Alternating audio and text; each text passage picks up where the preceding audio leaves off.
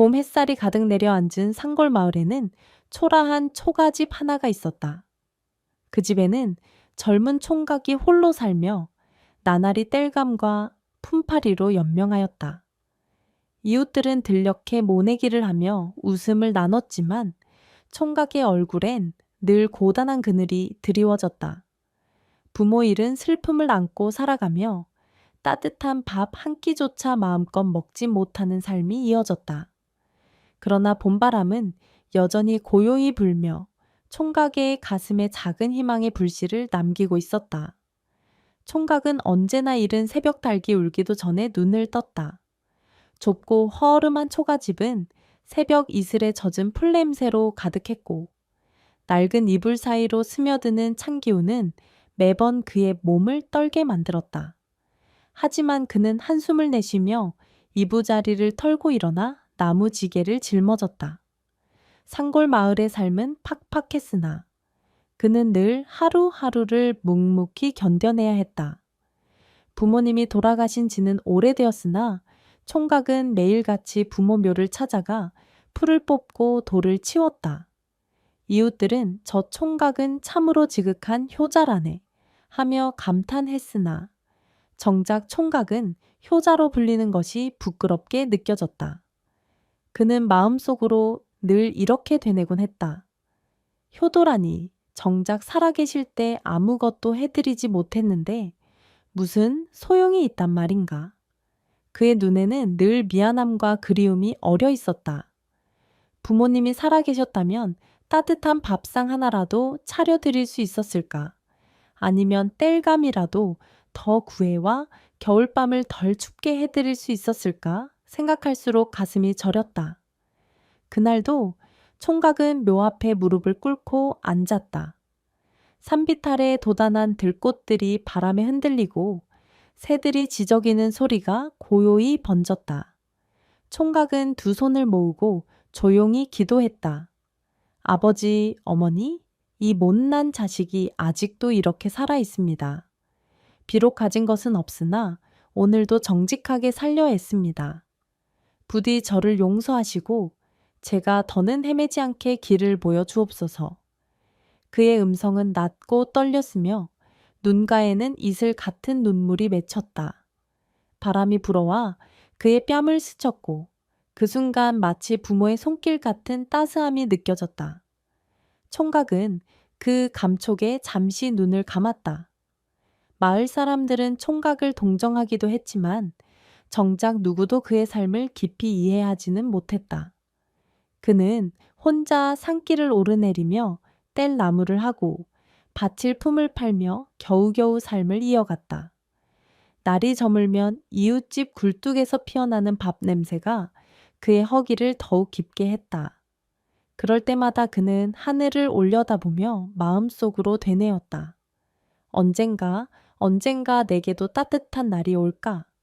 그 바람은 허망해 보였으나 총각의 가슴속 깊은 곳에서 꺼지지 않는 불씨처럼 남아 있었다. 어느 날 그는 묘 앞에서 더 오래 머물렀다. 초라한 제사상조차 차릴 수 없는 형편이었으나 그는 손에 흙을 집어 올리며 진심을 담았다. 이 세상은 정직하게만 살아서는 안 되는 것입니까? 어째서 가난한 이들은 늘 고단해야 하는 것입니까? 그래도 저는 꺾이지 않겠습니다. 부모님의 자식이니 나쁜 길로는 가지 않겠습니다. 하지만 제게도 한 번만 기회를 주소서. 하늘은 맑게 갠 봄 하늘이었으나 그의 기도 끝에 작은 구름이 드리워졌다. 바람이 돌며 솔가지가 흔들렸고 어디선가 낮은 울림 같은 소리가 들려왔다. 총각은 순간 가슴이 철렁했으나 이내 마음을 다잡았다. 혹여 부모님이 그의 간절한 기도를 들은 것은 아닐까. 그날 저녁 총각은 집으로 돌아가는 길에 이상한 기운을 느꼈다.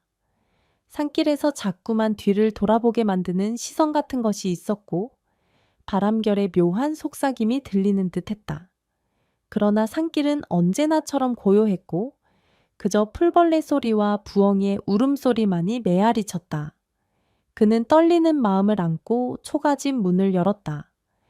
허기진 배를 움켜쥐고 물 한 그릇으로 저녁을 때우면서도 낮에 느낀 이상한 기운을 잊을 수 없었다. 분명 무언가가 시작되고 있었다. 그날 밤 총각은 깊은 잠에 빠졌다. 꿈속에서 부모님이 화난 얼굴로 나타났다. 아버지는 굳건한 눈빛으로 아들을 바라보며 말씀하셨다.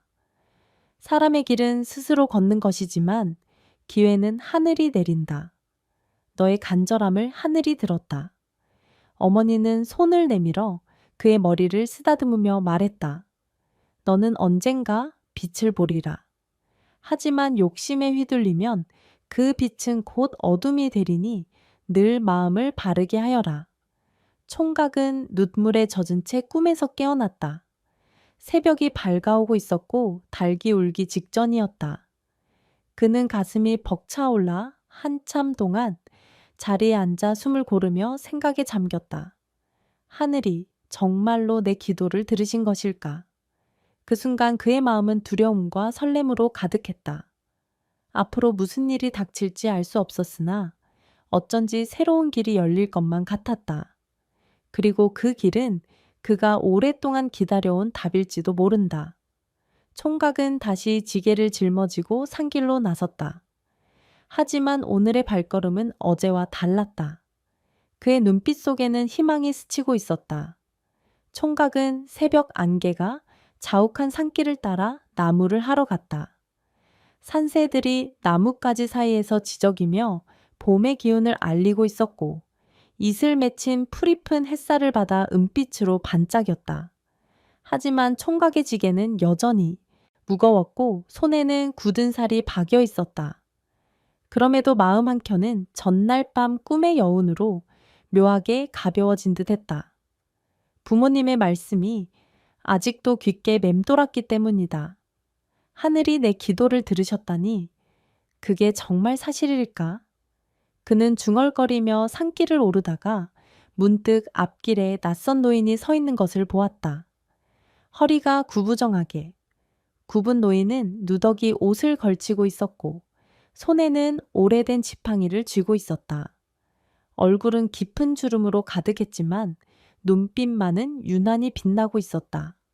총각은 깜짝 놀라 발걸음을 멈췄다.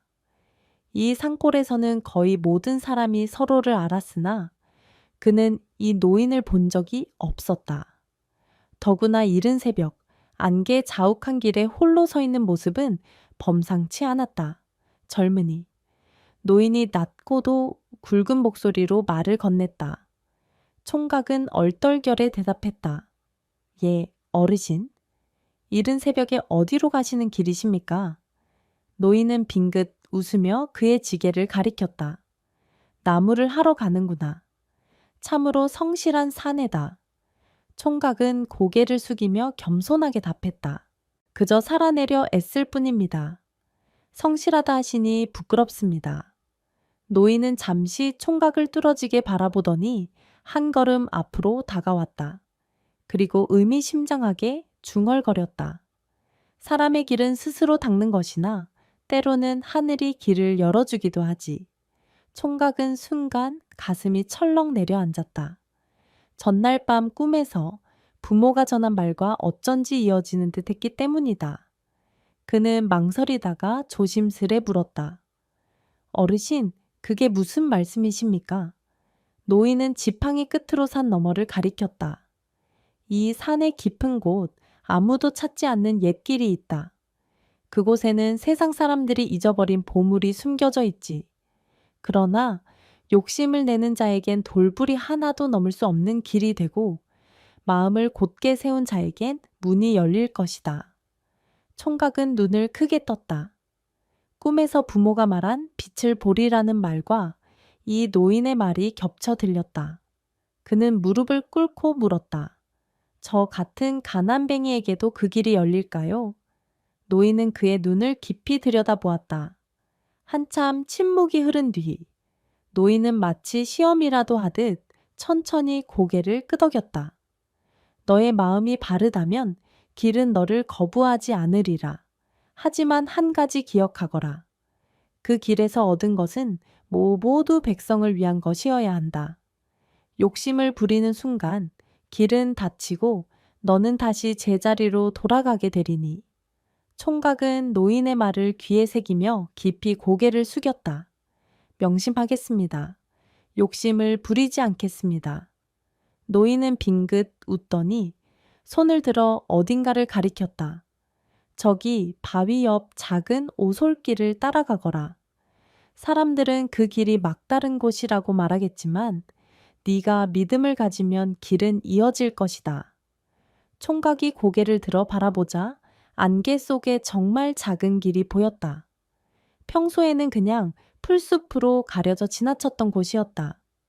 총각이 다시 고개를 돌려 노인을 보려 했으나 그 자리는 이미 텅 비어 있었다. 마치 처음부터 없었던 듯이. 어르신. 그는 어리둥절한 얼굴로 주위를 둘러봤지만 어디에도 노인의 흔적은 없었다. 발자국조차 남아있지 않았다.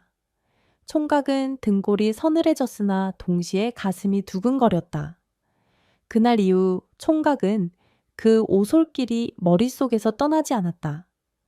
나무를 하러 갈 때마다 그 길 앞에 서서 망설였고 밤이 되면 부모의 꿈속 목소리와 노인의 말을 떠올리며 마음이 복잡해졌다.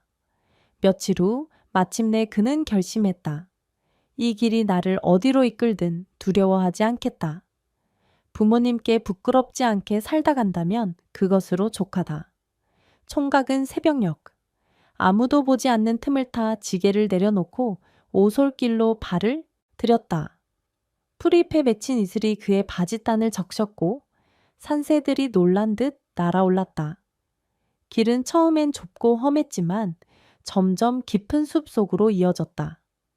그의 발걸음은 두렵지만 동시에 설레었다. 그 길 끝에서 무엇이 기다리고 있을지 그는 알 수 없었다. 그러나 분명 무언가가 시작되고 있었다.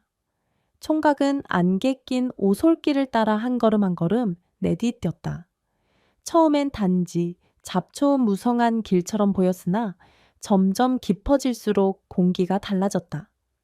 새들의 지저귀이 잦아들고 숲은 마치 숨을 죽인 듯 고요해졌다. 바람조차 불지 않아 나무잎 하나 흔들리지 않았다. 오직 총각의 발자국 소리와 심장의 두근거림만이 울려 퍼졌다. 길은 오래전 사람의 발길이 끊긴 듯 잡목과 덩굴로 뒤엉켜 있었으나 이상하게도 총각이 다가가면 가지들이 스스로 옆으로 비켜 길을 열어주었다. 그 광경은 마치 누군가 오래전부터 그의 오기를 기다린 듯했다. 총각은 놀라움과 두려움 속에서도 묵묵히 걸음을 옮겼다. 한참을 가자 바위로 둘러싸인 좁은 골짜기가 나타났다. 바위 벽에는 세월의 흔적이 가득했고 한가운데에는 작은 샘물이 졸졸 흐르고 있었다. 총각은 목이 말라 손으로 샘물을 떠마셨다. 물은 맑고 시원했으며 마시는 순간 몸이 가벼워지고 눈이 환히 밝아지는 듯했다. 그는 무심코 바위에 손을 얹었는데 그때 손끝에 이상한 글자가 새겨져 있는 것을 발견했다. 마음이 바르면 길이 열린다. 낡고 희미한 글씨였지만 분명히 새겨져 있었다. 총각은 순간 노인의 말이 떠올라 가슴이 뭉클해졌다. 그는 두 손을 모으고 조용히 읊조렸다. 부디 제 마음이 그릇되지 않기를, 욕심이 아닌 정직함으로만 걸어가길. 그가 다짐을 끝내자 바위벽 사이에서 미묘한 빛이 새우며 나왔다. 바위가 조금씩 갈라지더니 그 사이로 좁은 길이 드러났다. 총각은 숨을 삼키며 그 안으로 들어섰다. 길 끝에는 작은 동굴이 있었다. 어둠 속이었으나 희미한 푸른 빛이 새우며 나와 내부를 밝혀주었다. 총각은 조심스레 안으로 발을 들였다. 동굴 안은 생각보다 넓었고 중앙에는 먼지가 소복이 쌓인 오래된 상자 하나가 놓여 있었다. 그는 떨리는 손으로 상자의 뚜껑을 열었다. 그 안에는 오래된 서책과 함께 한 자루 붓이 있었다. 서책은 곰팡내가 가득했지만 여전히 글자가 선명했고 붓은 세월의 티끌을 뒤집어 쓴 채였으나 묘하게도 은은한 광채가 감돌았다. 총각은 조심스레 붓을 들었다. 순간 손끝으로 전해지는 따뜻한 기운이 심장을 울렸다. 마치 오래전부터 자신을 위해 기다려온 듯 했다. 이게 무엇이란 말인가? 그는 서책을 펼쳤다. 첫 장에는 이렇게 적혀 있었다. 사람의 글은 곧 마음이다. 마음이 바르면 글은 빛이 되고 마음이 어지러우면 글은 흙탕이 된다. 총각은 그 문장을 읽는 순간 눈물이 왈칵 쏟아졌다. 자신이 살아온 길과 부모에게 드렸던 기도가 떠올랐기 때문이다. 그는 서책을 품에 안고 붓을 손에 꼭 쥐었다. 동굴을 나서는 순간 하늘 위로 빗줄기가 쏟아졌다. 안개가 걷히며 숲길은 다시 평범한 모습으로 돌아갔지만 총각의 품에는 서책과 붓이 있었다. 아무도 모르는 비밀이자 새로운 운명을 열 열쇠였다. 그날 이후 총각은 밤마다 서책을 펼쳐 글을 익혔다. 가난으로 글을 배울 기회조차 없었으나 이상하게도 서책 속 글자들은 그의 눈에 저절로 새겨졌다. 붓을 잡으면 손이 자연스레 움직였고 그의 마음속 생각과 기도가 그대로 글자가 되어 흘러나왔다. 어느 날 그는 부모님 묘 앞에 앉아 서책의 첫 장을 따라 써 내려갔다. 놀랍게도 글자가 종이 위에서 은은히 빛나더니 곧바로 바람결에 날아가 하늘로 흩어졌다. 총각은 그 광경에 숨을 죽였다. 마치 부모님께 직접 기도가 전해지는 듯했다. 그는 매일 밤 글을 쓰며 마음을 닦았다. 글은 단순히 학문이 아니라 자신의 마음을 비추는 거울 같았다. 글씨가 맑고 고들 때는 마음도 평온했으나 욕심과 분노가 스치면 글은 흐릿해지고 힘을 잃었다. 그는 서책이 말하던 진리를 점점 깨달아갔다. 사람의 글은 곧 마음이다. 바르게 살지 않으면 아무리 글을 써도 헛것일 뿐이다. 총각은 다시는 탐욕이나 허영에 흔들리지 않겠다고 다짐했다. 그의 삶은 여전히 가난했으나 마음은 어느 때보다 풍요로웠다. 그는 이제 세상의 작지만 큰 빛을 비출 준비를 하고 있었다. 총각은 붓과 서책을 손에 넣은 뒤 삶이 조금씩 달라졌다. 여전히 가난은 그의 발목을 붙잡았지만 그 마음은 예전과는 달랐다. 낮에는 나무를 하고 품을 팔아 끼니를 잊고 밤이면 작은 등잔불을 밝히고 서책을 펼쳤다. 낡은 초가집 구석에 앉아 붓을 잡으면 하루의 고단함은 사라지고 마음은 평온해졌다. 처음에는 글씨가 서툴렀다. 부시종이 위를 어색하게 굴러다니며 삐뚤빼뚤한 글자들이 남았다. 하지만 신기하게도 시간이 흐를수록 붓이 손에 익었다. 마치 오랜 세월 동안 기다리던 인연이 다시 만난 듯 글씨는 점점 힘을 얻고 아름다워졌다. 글자를 쓰는 순간마다 은은한 빛이 흘러나와 방 안을 밝히곤 했다. 총각은 그 빛을 보며 부모의 음성을 떠올렸다. 마음을 곧게 세워라. 그러면 길이 열린다. 그는 글씨를 쓰며 눈물 찢는 날이 많았다. 가난과 외로움 속에서 처음으로 자신을 지탱해주는 무언가를 만난 기분이었다.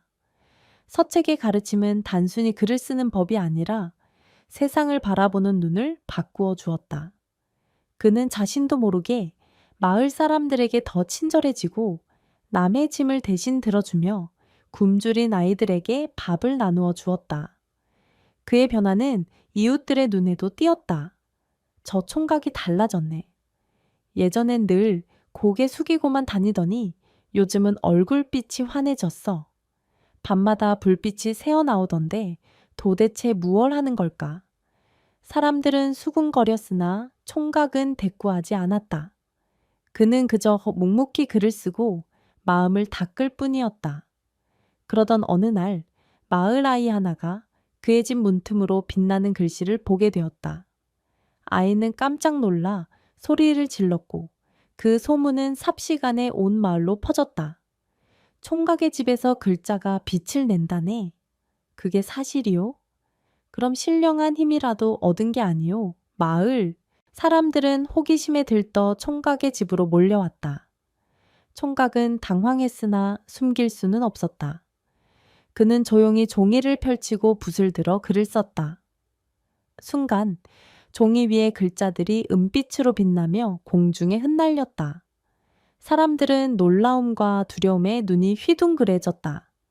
이건 신의 뜻이로다. 저 총각은 하늘이 내린 사내라네. 순식간에 총각은 마을의 화제가 되었다. 그러나 이 소문은 곧 마을을 넘어 인근 고을까지 퍼졌다.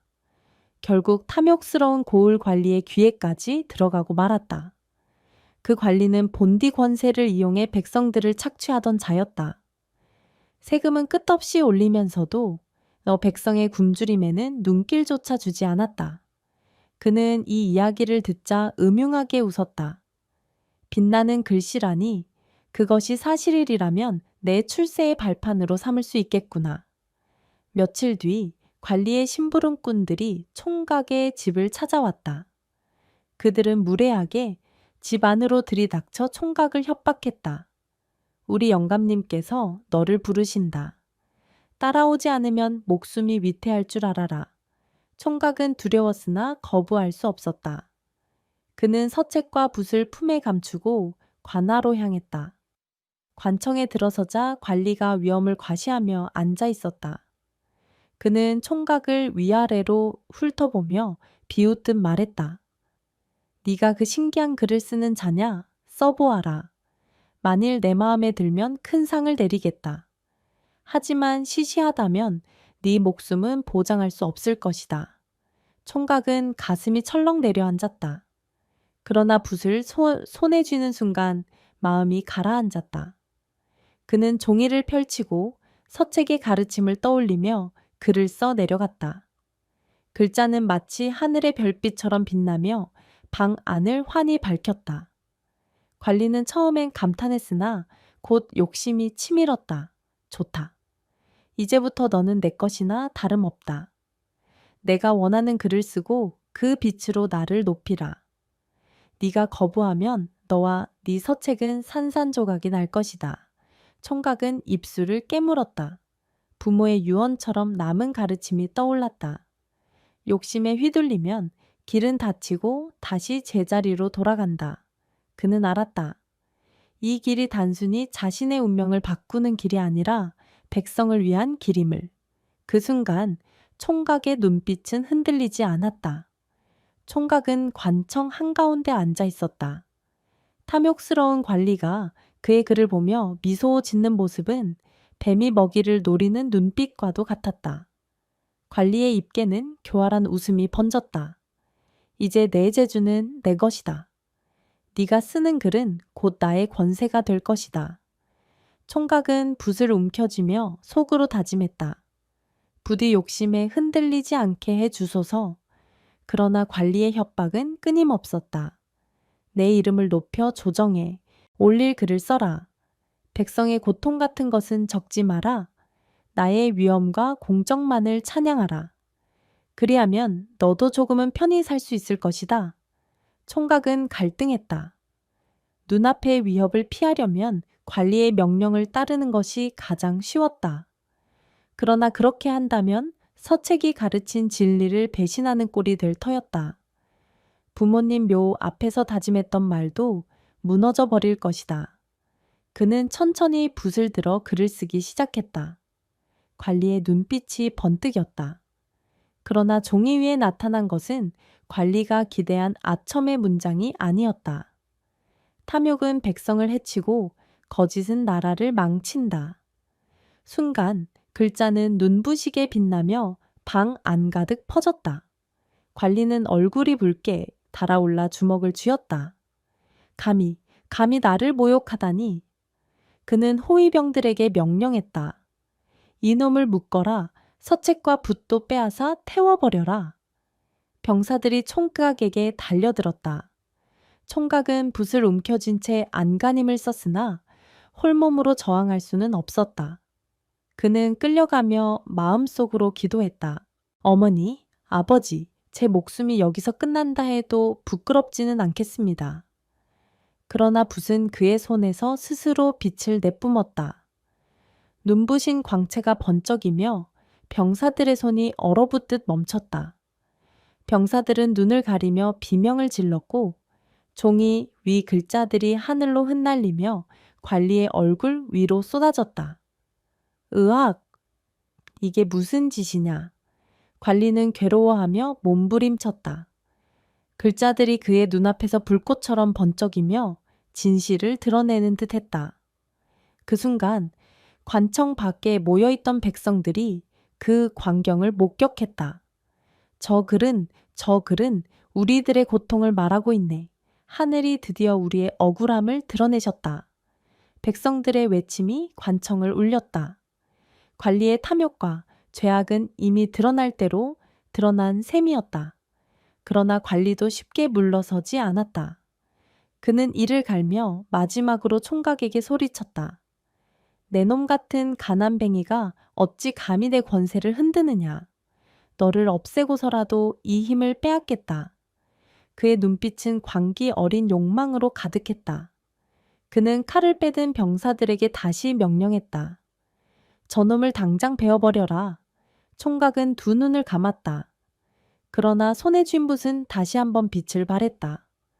마치 스스로 주인을 지키려는 듯 붓 끝에서 흰 빗줄기가 뻗어나와 병사들의 칼을 막아냈다. 그 순간 병사들의 무기는 힘없이 바닥에 떨어졌다. 백성들은 환호하며 외쳤다. 하늘이 저 총각을 지키신다. 저 산에는 하늘이 보낸 이가 분명하다. 관리는 두려움에 휩싸였으나 끝내 탐욕을 버리지 못했다. 그는 총각에게 달려들려 했으나 발밑에서 땅이 갈라지듯 울리며 넘어지고 말았다. 그의 눈에는 분노와 공포가 뒤섞여 있었다. 총각은 조용히 붓을 거두며 말했다. 욕심은 결국 스스로를 무너뜨립니다. 저는 제 길을 걸을 뿐입니다. 관리는 그 자리에서 기절하듯 쓰러졌다. 그의 권세는 이미 백성들의 눈앞에서 무너졌다. 그러나 총각에게도 위기는 여전히 끝나지 않았다. 이 소식은 곧 조정에 전해질 것이었고 그는 이제 더 큰 시험대 위에 서게 될 운명이었다. 관아에서 벌어진 기이한 사건은 삽시간에 퍼져나갔다. 백성들은 총각의 용기와 신비한 글의 힘을 입을 모아 전했고 관리의 탐욕과 비리가 드러나자 고을은 큰 소용돌이에 휘말렸다.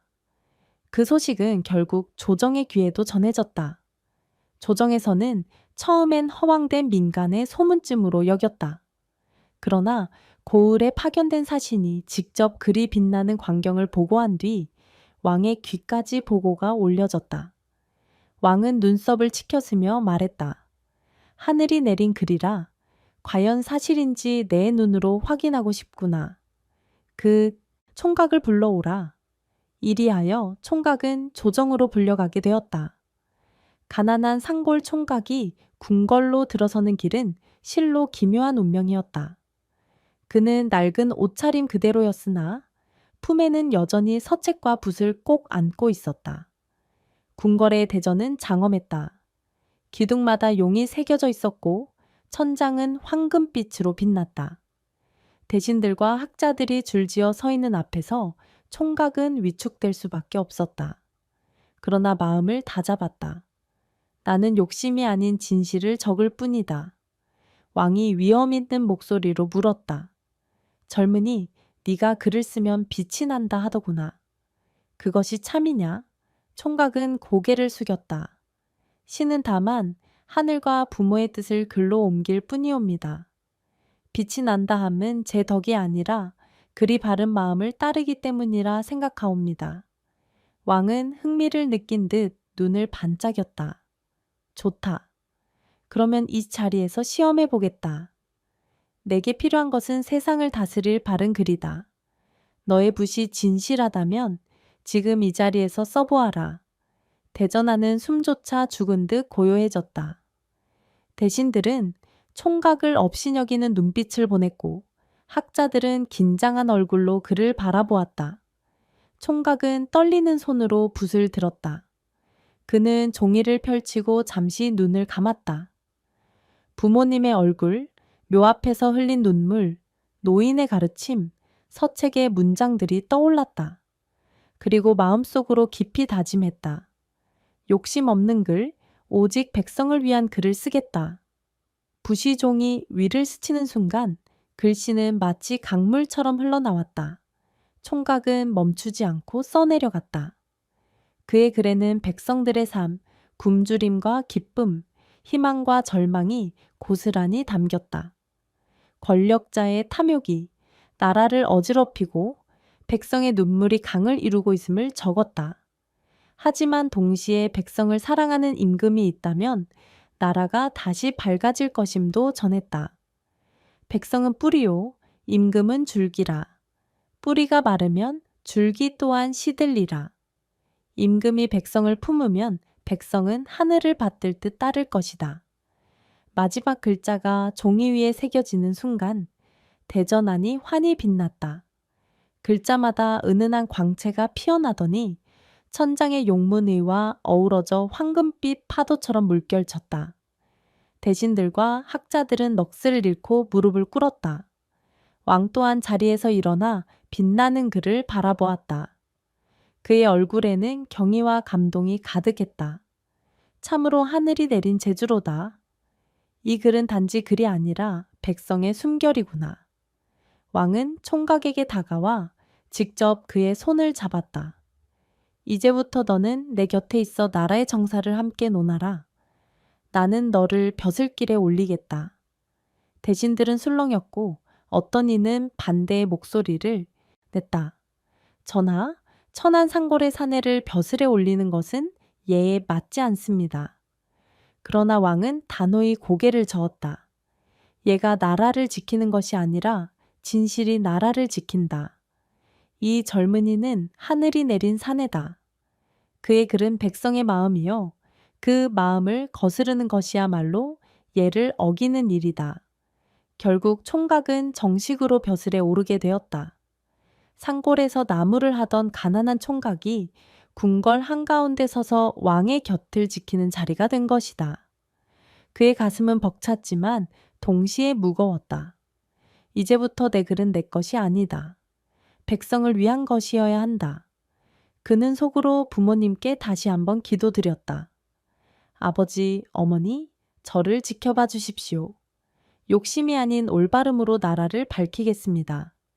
그날 밤 총각은 궁궐의 큰 창문 너머로 달을 바라보았다. 은빛 달빛이 붓끝에 내려앉는 듯했고 그의 마음은 다시 굳게 다져졌다. 총각은 벼슬길에 올랐으나 처음 마음을 잃지 않았다.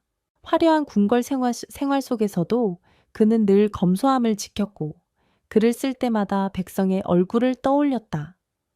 굶주린 마을을 위해 세금을 줄이고 억울한 백성의 사연을 직접 들어주었으며 벼슬이 높아져도 부모 묘를 찾아가 풀을 뽑는 일을 거르지 않았다. 백성들은 저 벼슬아치는 우리와 같은 사람이다 하며 눈물을 흘렸고 왕은 그를 신뢰하며 나라의 큰 일을 맡겼다. 그러나 총각은 명예와 권세를 탐하지 않았다. 그의 손에 쥔 붓은 여전히 은은히 빛났고 그 빛은 곧 백성의 삶을 밝히는 등불이 되었다. 달빛이 고요히 궁궐 지붕 위에 내려앉을 때면 그는 속으로 기도했다. 욕심을 버리고 바른 마음으로 글을 쓰겠다. 부모님의 뜻과 하늘의 가르침을 저버리지 않겠다. 그렇게 총각은 가난한 산골의 사내에서 나라를 이끄는 인물이 되었지만 끝내 자신을 잃지 않고 그를 통해 세상에 바른 길을 남겼다. 사람들은 그를 두고 이렇게 불렀다. 하늘이 내린 붓을 가진 사내, 백성의 글을 쓰는 벼슬아치. 봄 햇살이 고요히 내려 앉은 마을에는 크고 화려한 기와집이 있었다. 그 집의 주인은 탐욕 많기로 소문난 부자였다. 그는 넓은 논밭과 가축을 가득 거느렸지만 가난한 이웃들에게는 한 톨의 곡식조차 내어주지 않았다.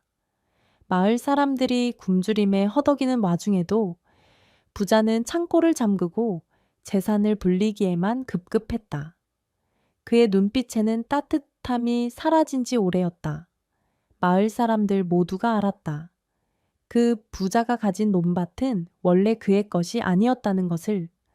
가난한 이웃들이 세금에 쫓겨 논을 내놓을 때마다 그는 조금의 동정도 없이 싼값에 사들였다.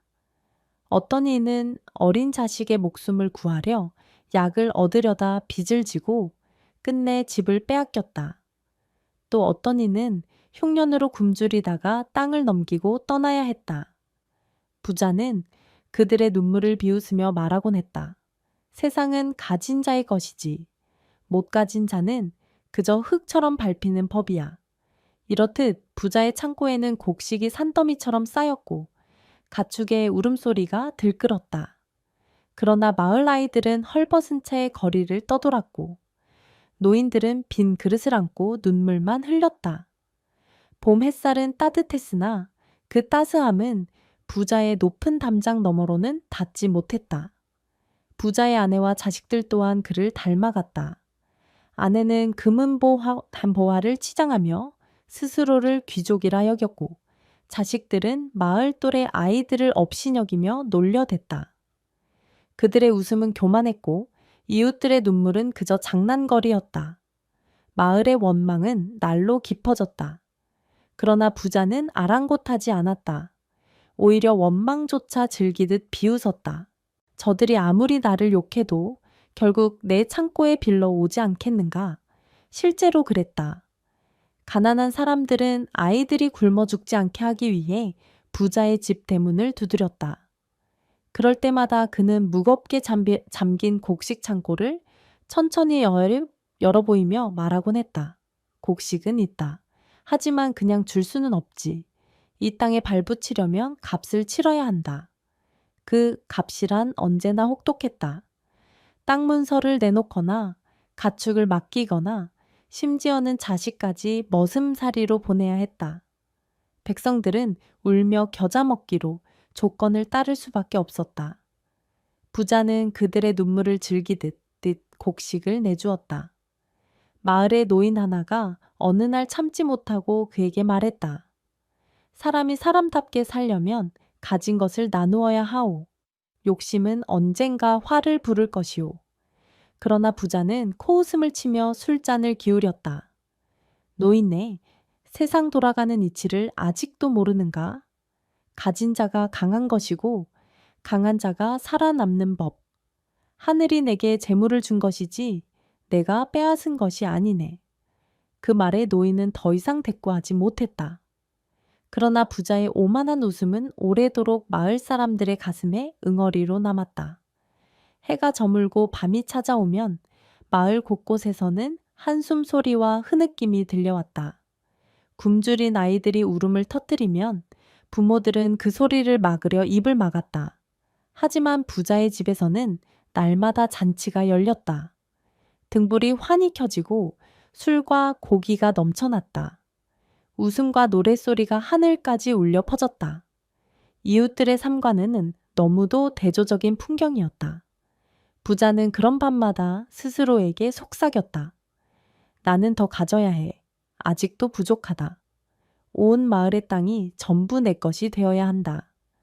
그때 비로소 나는 이 세상에서 가장 큰 자가 될 것이다. 그의 눈빛은 이미 탐욕에 사로잡혀 있었다. 하지만 그 눈빛 뒤에는 보이지 않는 그림자가 서려 있었다. 마을 사람들의 원망과 한숨이 모여 언젠가 폭풍처럼 되돌아올 것을 그는 알지 못했다. 봄비가 내리던 어느 날 마을 어귀에 낯선 나그네 하나가 나타났다. 초라한 행사에게 지팡이 하나만 의지한 채였지만 눈빛은 깊고 맑았다. 그는 마을 사람들에게 따뜻한 미소를 지으며 인사를 건넸다. 굶주린 아이에게는 빵 한 조각을 내어주고 지친 노인에게는 어깨를 빌려 주었다. 사람들은 놀라며 속삭였다. 저희는 어디서 온 사람일까? 행사액은 가난해 보이나 마음은 귀하구나. 나그네는 마을에 며칠 머물며 사람들의 이야기를 들었다. 곳곳에서 터져나오는 한숨과 원망, 부자에게 빼앗긴 사연들을 들을 때마다 그는 고개를 끄덕이며 조용히 눈을 감았다. 세상은 돌고 도는 법. 탐욕은 마침내 그 주인을 삼키리라. 그의 목소리는 낮았지만 듣는 이들의 마음에 묵직하게 스며들었다. 며칠 뒤 나그네는 결국 부자의 대문 앞에 섰다. 높은 담장과 황금빛 장식으로 치장된 저택은 마을 사람들의 초가집과는 비교조차 할 수 없었다. 그는 대문을 두드리며 낮은 목소리로 말했다. 안에 계신 주인장, 잠시 나와 이야기를 나누어 주시겠소? 잠시 후 부자의 하인들이 문을 열었다. 그들은 나그네를 위아래로 훑으며 비웃었다. 이런 거짓골을 한 자가 우리 영감님을 뵙겠다고? 당장 물러서라. 그러나 안에서 부자가 호기심 어린 눈빛으로 고개를 내밀었다. 누가 날 찾는다 했는가? 나그네는 공손히 고개를 숙이며 말했다. 이 마을에 들어와 보니 백성들의 고통이 참으로 크더이다. 주인장께서는 많은 것을 가지셨으니 그만큼 나누어야 하지 않겠습니까? 순간 부자의 눈썹이 치켜 올라갔다. 그는 껄껄 웃으며 자리에서 일어나 나그네를 맞았다. 허허, 세상에 별일도 다 있구나. 남의 재산을 나누라니. 이게 내 재산이더냐? 내가 애써 모은 것을 왜 남에게 내주어야 한단 말이냐? 나그네는 조용히 대답했다. 재물은 흘러야 생명력을 얻는 법입니다. 가득 채운 물이 썩듯 움켜쥔 재물은 결국 화가 되어 주인에게 돌아오지요. 나눔은 곧 하늘이 기뻐하는 길이요. 부자는 냉소를 지으며 술잔을 들었다. 하늘이 내게 재물을 주었다. 나는 그저 그것을 지키는 것뿐이다. 가난한 것들은 나태하기에 굶는 법, 그게 무슨 내 잘못이더냐? 나그네는 고개를 저으며 한숨을 내쉬었다.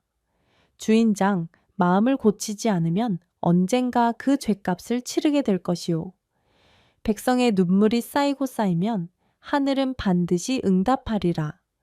그러나 부자는 크게 웃으며 잔을 탁자에 내려놓았다. 거지 같은 자가 감히 나를 가르치려 드는가? 당장 내 눈앞에서 꺼져라. 아니면 내 하인들에게 내 등을 두들겨 맞고 쫓겨나고 싶으냐? 하인들이 달려들자 나그네는 더 말하지 않았다. 그는 담담히 고개를 숙이고 발걸음을 돌렸다. 떠나기 전 마지막으로 남긴 말은 낮지만 깊게 울려 퍼졌다. 재물은 사람을 살릴 수도 죽일 수도 있다.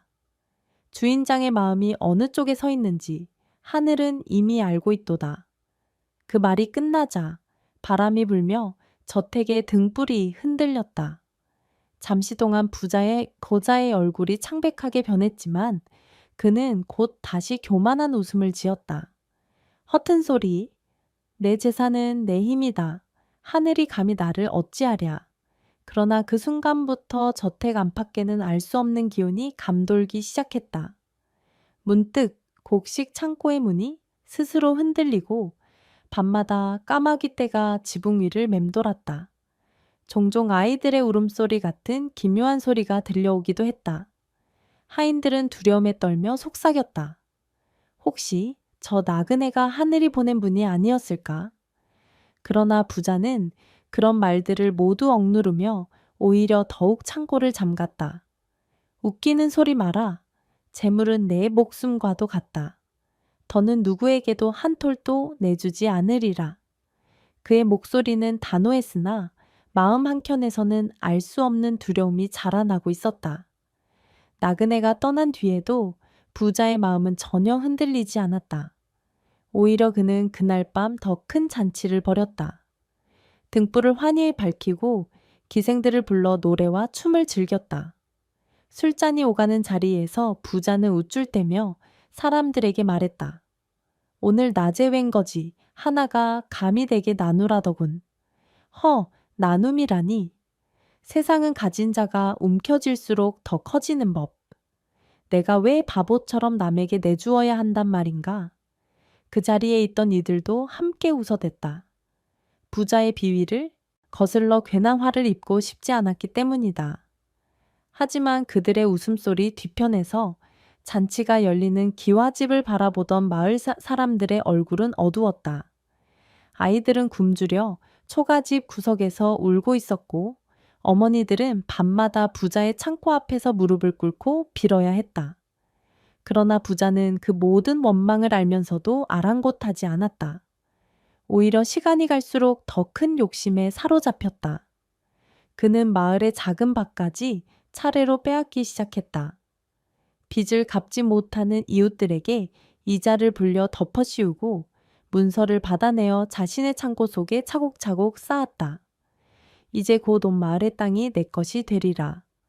그때가 되면 누구도 감히 나를 거스를 수 없겠지. 그의 눈빛은 점점 광기에 가까워졌다. 아내와 자식들조차 그런 그의 탐욕을 두려워했지만 감히 말릴 수 없었다. 자식들이 간혹 어린 마음에 아버지, 우리도 곡식을 나눠주면 안 될까요? 하고 묻곤 했으나 부자는 노려보며 호통쳤다. 입 다물어라. 곡식은 우리 집의 힘이다. 그걸 내어주면 우리 또한 거지가 되는 것이다. 그 말에 자식들은 울음을 삼켰고 아내는 더 이상 입을 열지 못했다. 그 무렵부터 이상한 일들이 자주 벌어졌다. 어느 날 밤 곡식 창고에서 알 수 없는 울음소리가 들려왔다. 하인들이 놀라 달려가 보았으나 문을 열면 그저 곡식 더미만이 가득할 뿐이었다. 또 어떤 날은 창고 문이 저절로 흔들리고 쌓아둔 자루들이 바닥에 쓰러지기도 했다. 영감님, 뭔가 불길합니다. 혹시 하인들이 두려움에 떨며 말을 꺼내면 부자는 노발대발했다. 쓸데없는 소리 마라. 곡식이 너무 많아 무너진 것뿐이다. 허튼 소리를 하면 당장 내쫓아 버리겠다. 하지만 부자 스스로도 마음이 편치 않았다. 깊은 밤 홀로 창고를 돌며 곡식을 살피다가 문득 까마귀 떼가 지붕 위를 덮고 있는 것을 보았다. 검은 그림자가 달빛 아래에서 꿈틀거리는 모습은 마치 하늘이 보낸 경고 같았다. 그러나 부자는 고개를 세차게 저으며 혼잣말했다. 아니다. 이건 모두 우연일 뿐이다.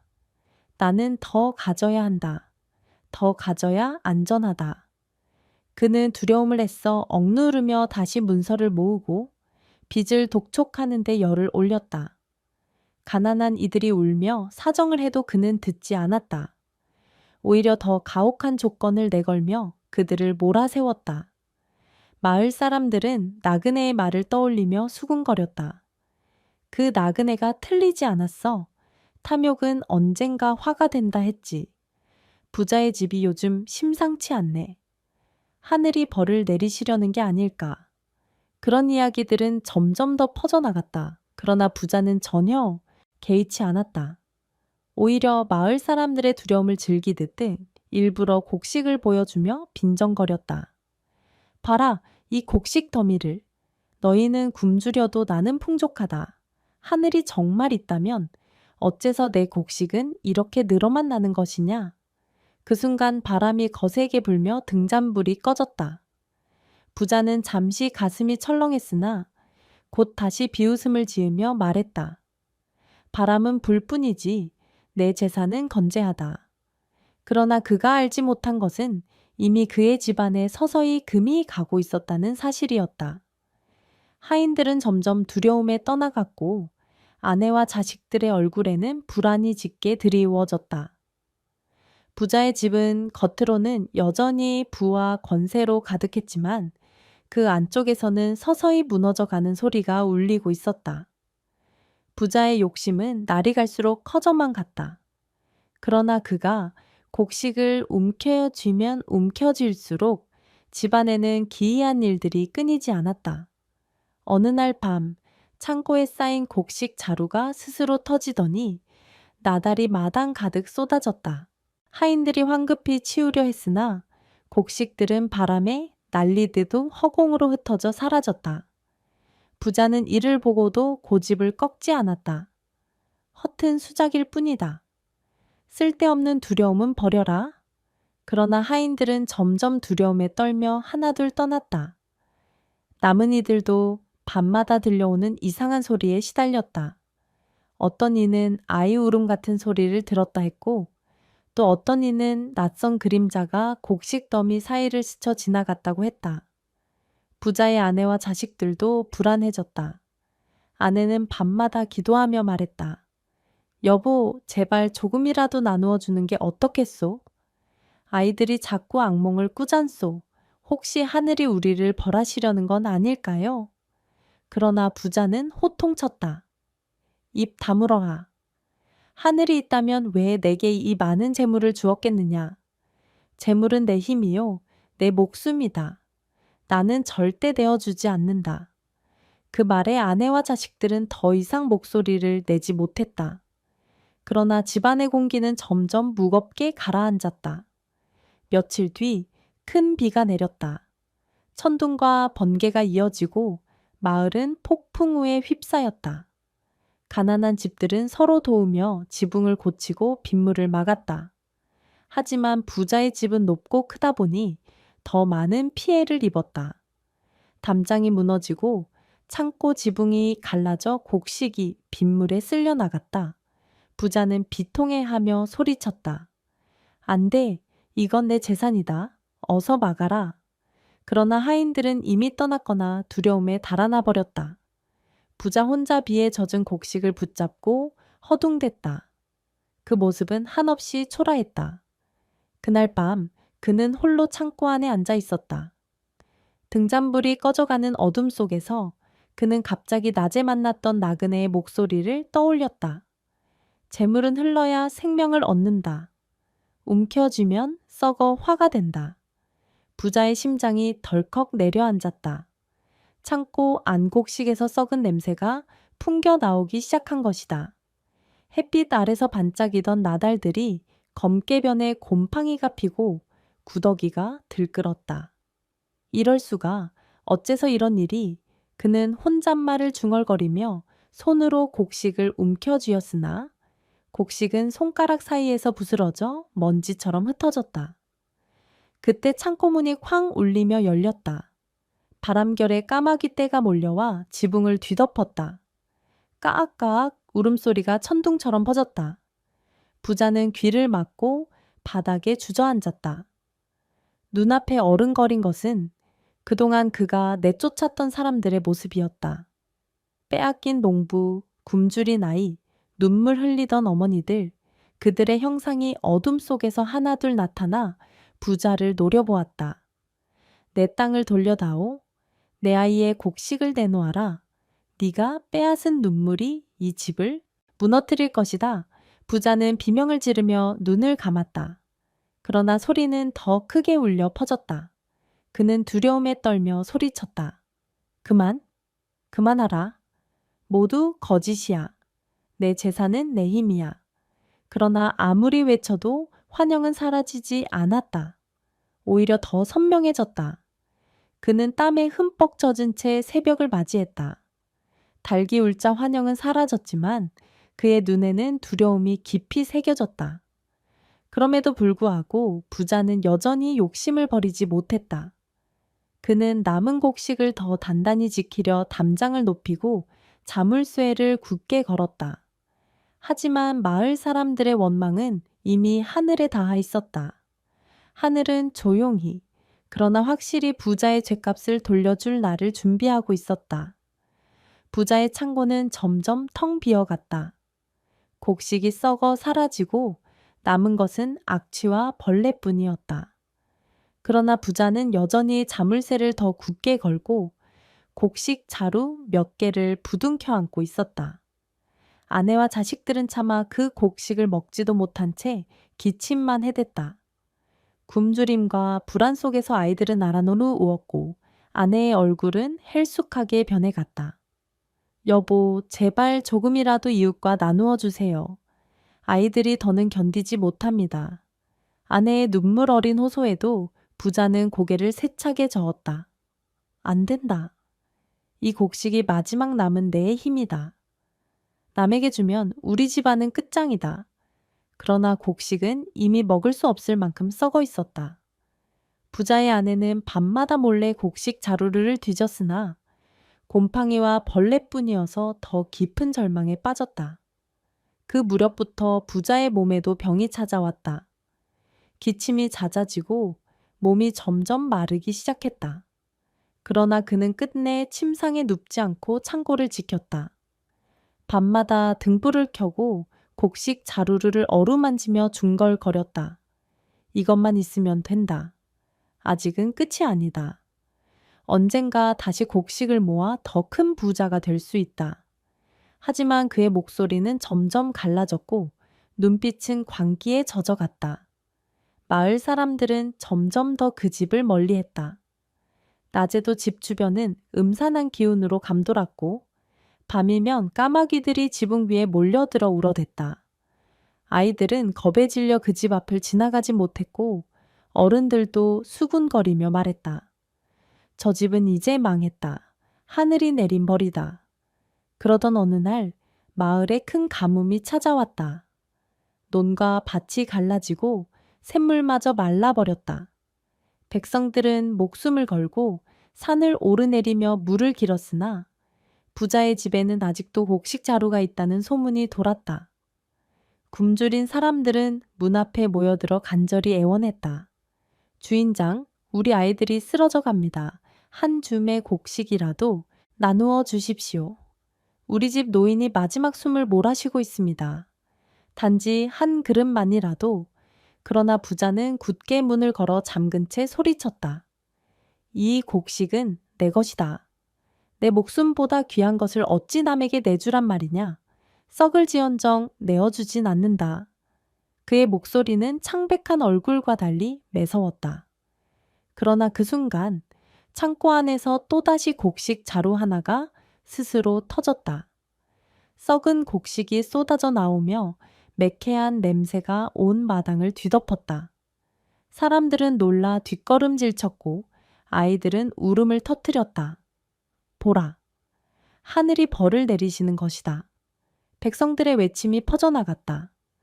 부자는 분노에 떨며 곡식을 움켜쥐었으나 손가락 사이로 썩은 나달들이 부스러져 바람에 흩날렸다.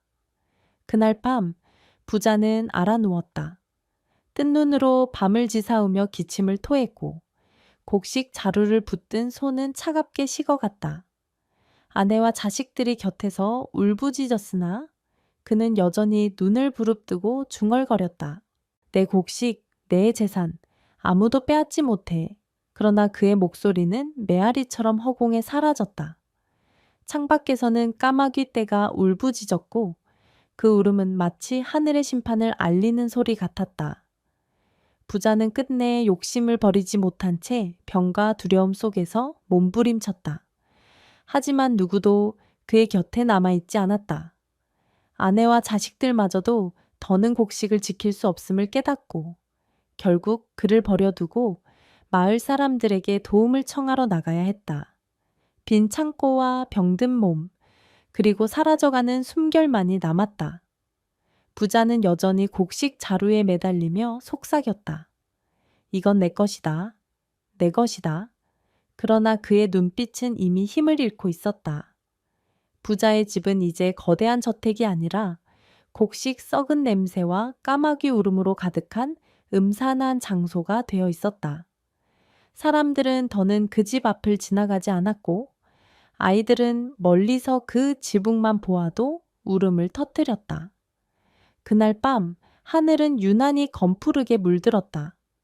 달은 구름에 가려 보이지 않았고 바람은 마치 산 너머에서 울부짖는 듯 요란하게 불어왔다.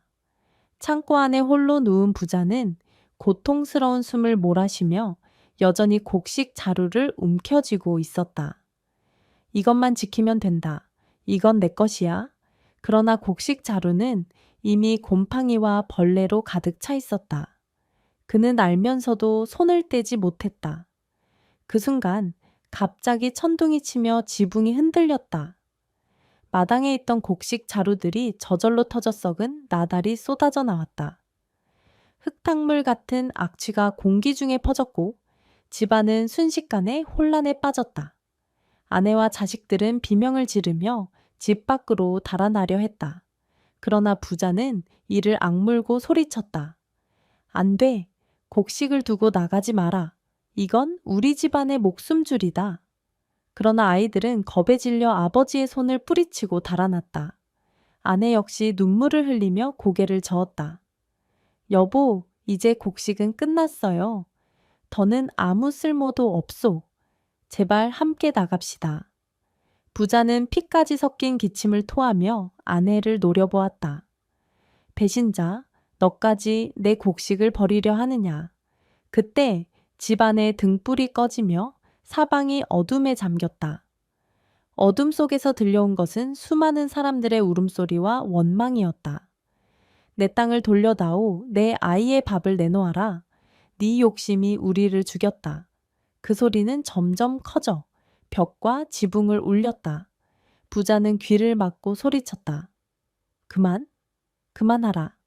이건 다 내 것이란 말이다. 그러나 소리는 멈추지 않았다. 오히려 점점 가까워졌다. 부자가 두 눈을 번쩍 뜨자 창고 문이 스스로 열리며 까마귀 떼가 몰려들었다. 수백 마리의 까마귀가 어둠 속에서 날갯짓을 하며 부자를 둘러쌌다. 그들의 울음소리는 마치 심판의 북소리 같았다. 부자는 몸부림치며 곡식 자루를 끌어안았지만 곡식은 이미 썩어 부스러지며 손가락 사이로 흘러내렸다. 그는 절망에 차서 손으로 그것을 긁어 모으려 했으나 나달은 모래처럼 흩어져 사라졌다. 안 돼.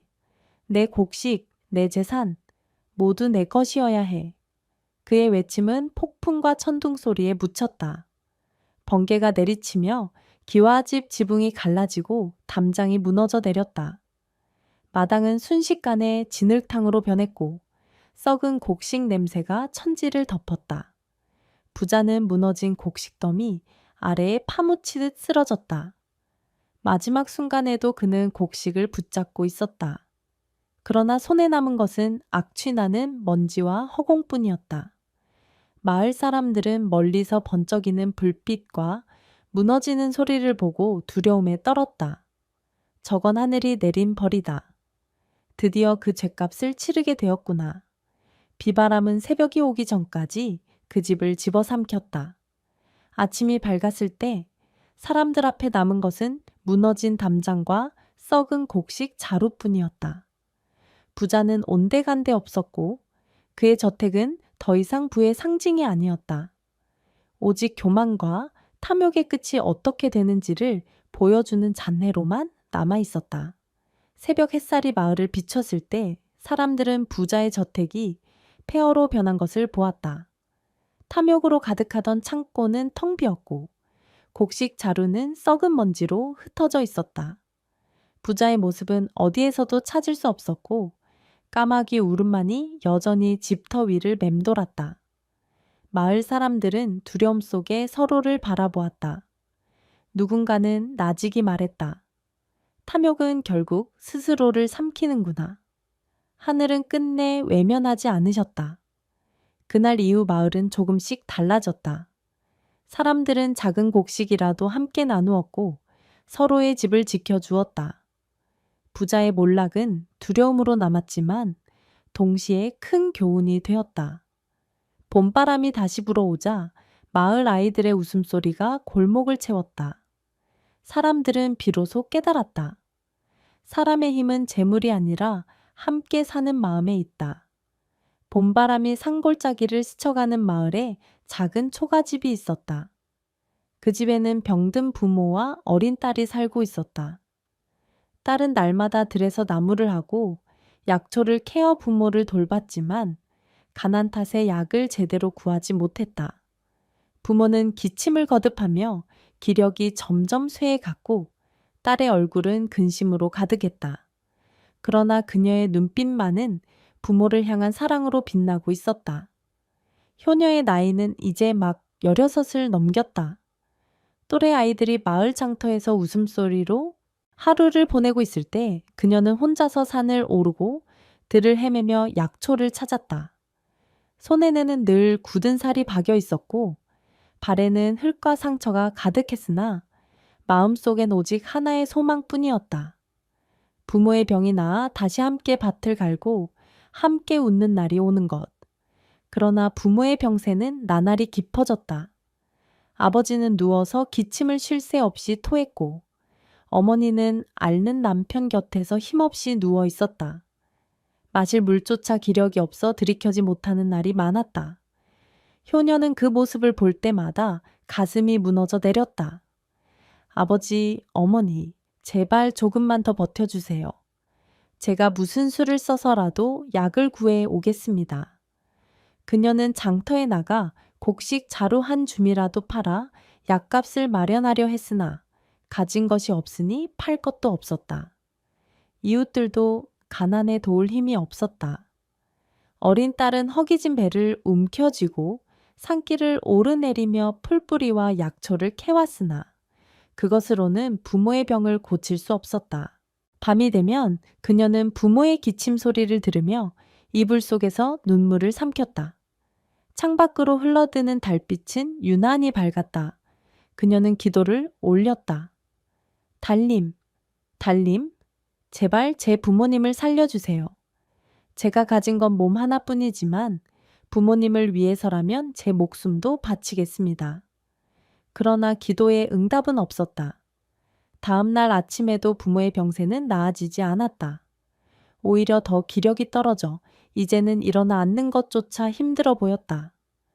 효녀는 절망에 빠졌다. 들에 나가 아무리 약초를 캐와도 소용이 없었고 장터에서도 돈 한 푼 구하지 못했다. 그녀의 눈동자는 두려움이 스쳤다. 혹시 부모님을 잃게 되는 건 아닐까? 그날 밤 효녀는 부모의 곁을 지키다가 몰래 마당으로 나왔다. 온 세상이 고요했고 달빛만이 푸르게 내려앉아 있었다. 그녀는 무릎을 꿇고 두 손을 모아 기도했다. 달님, 부디 제 목숨을 가져가시고 부모님의 병을 거두어 주소서. 저는 괜찮습니다.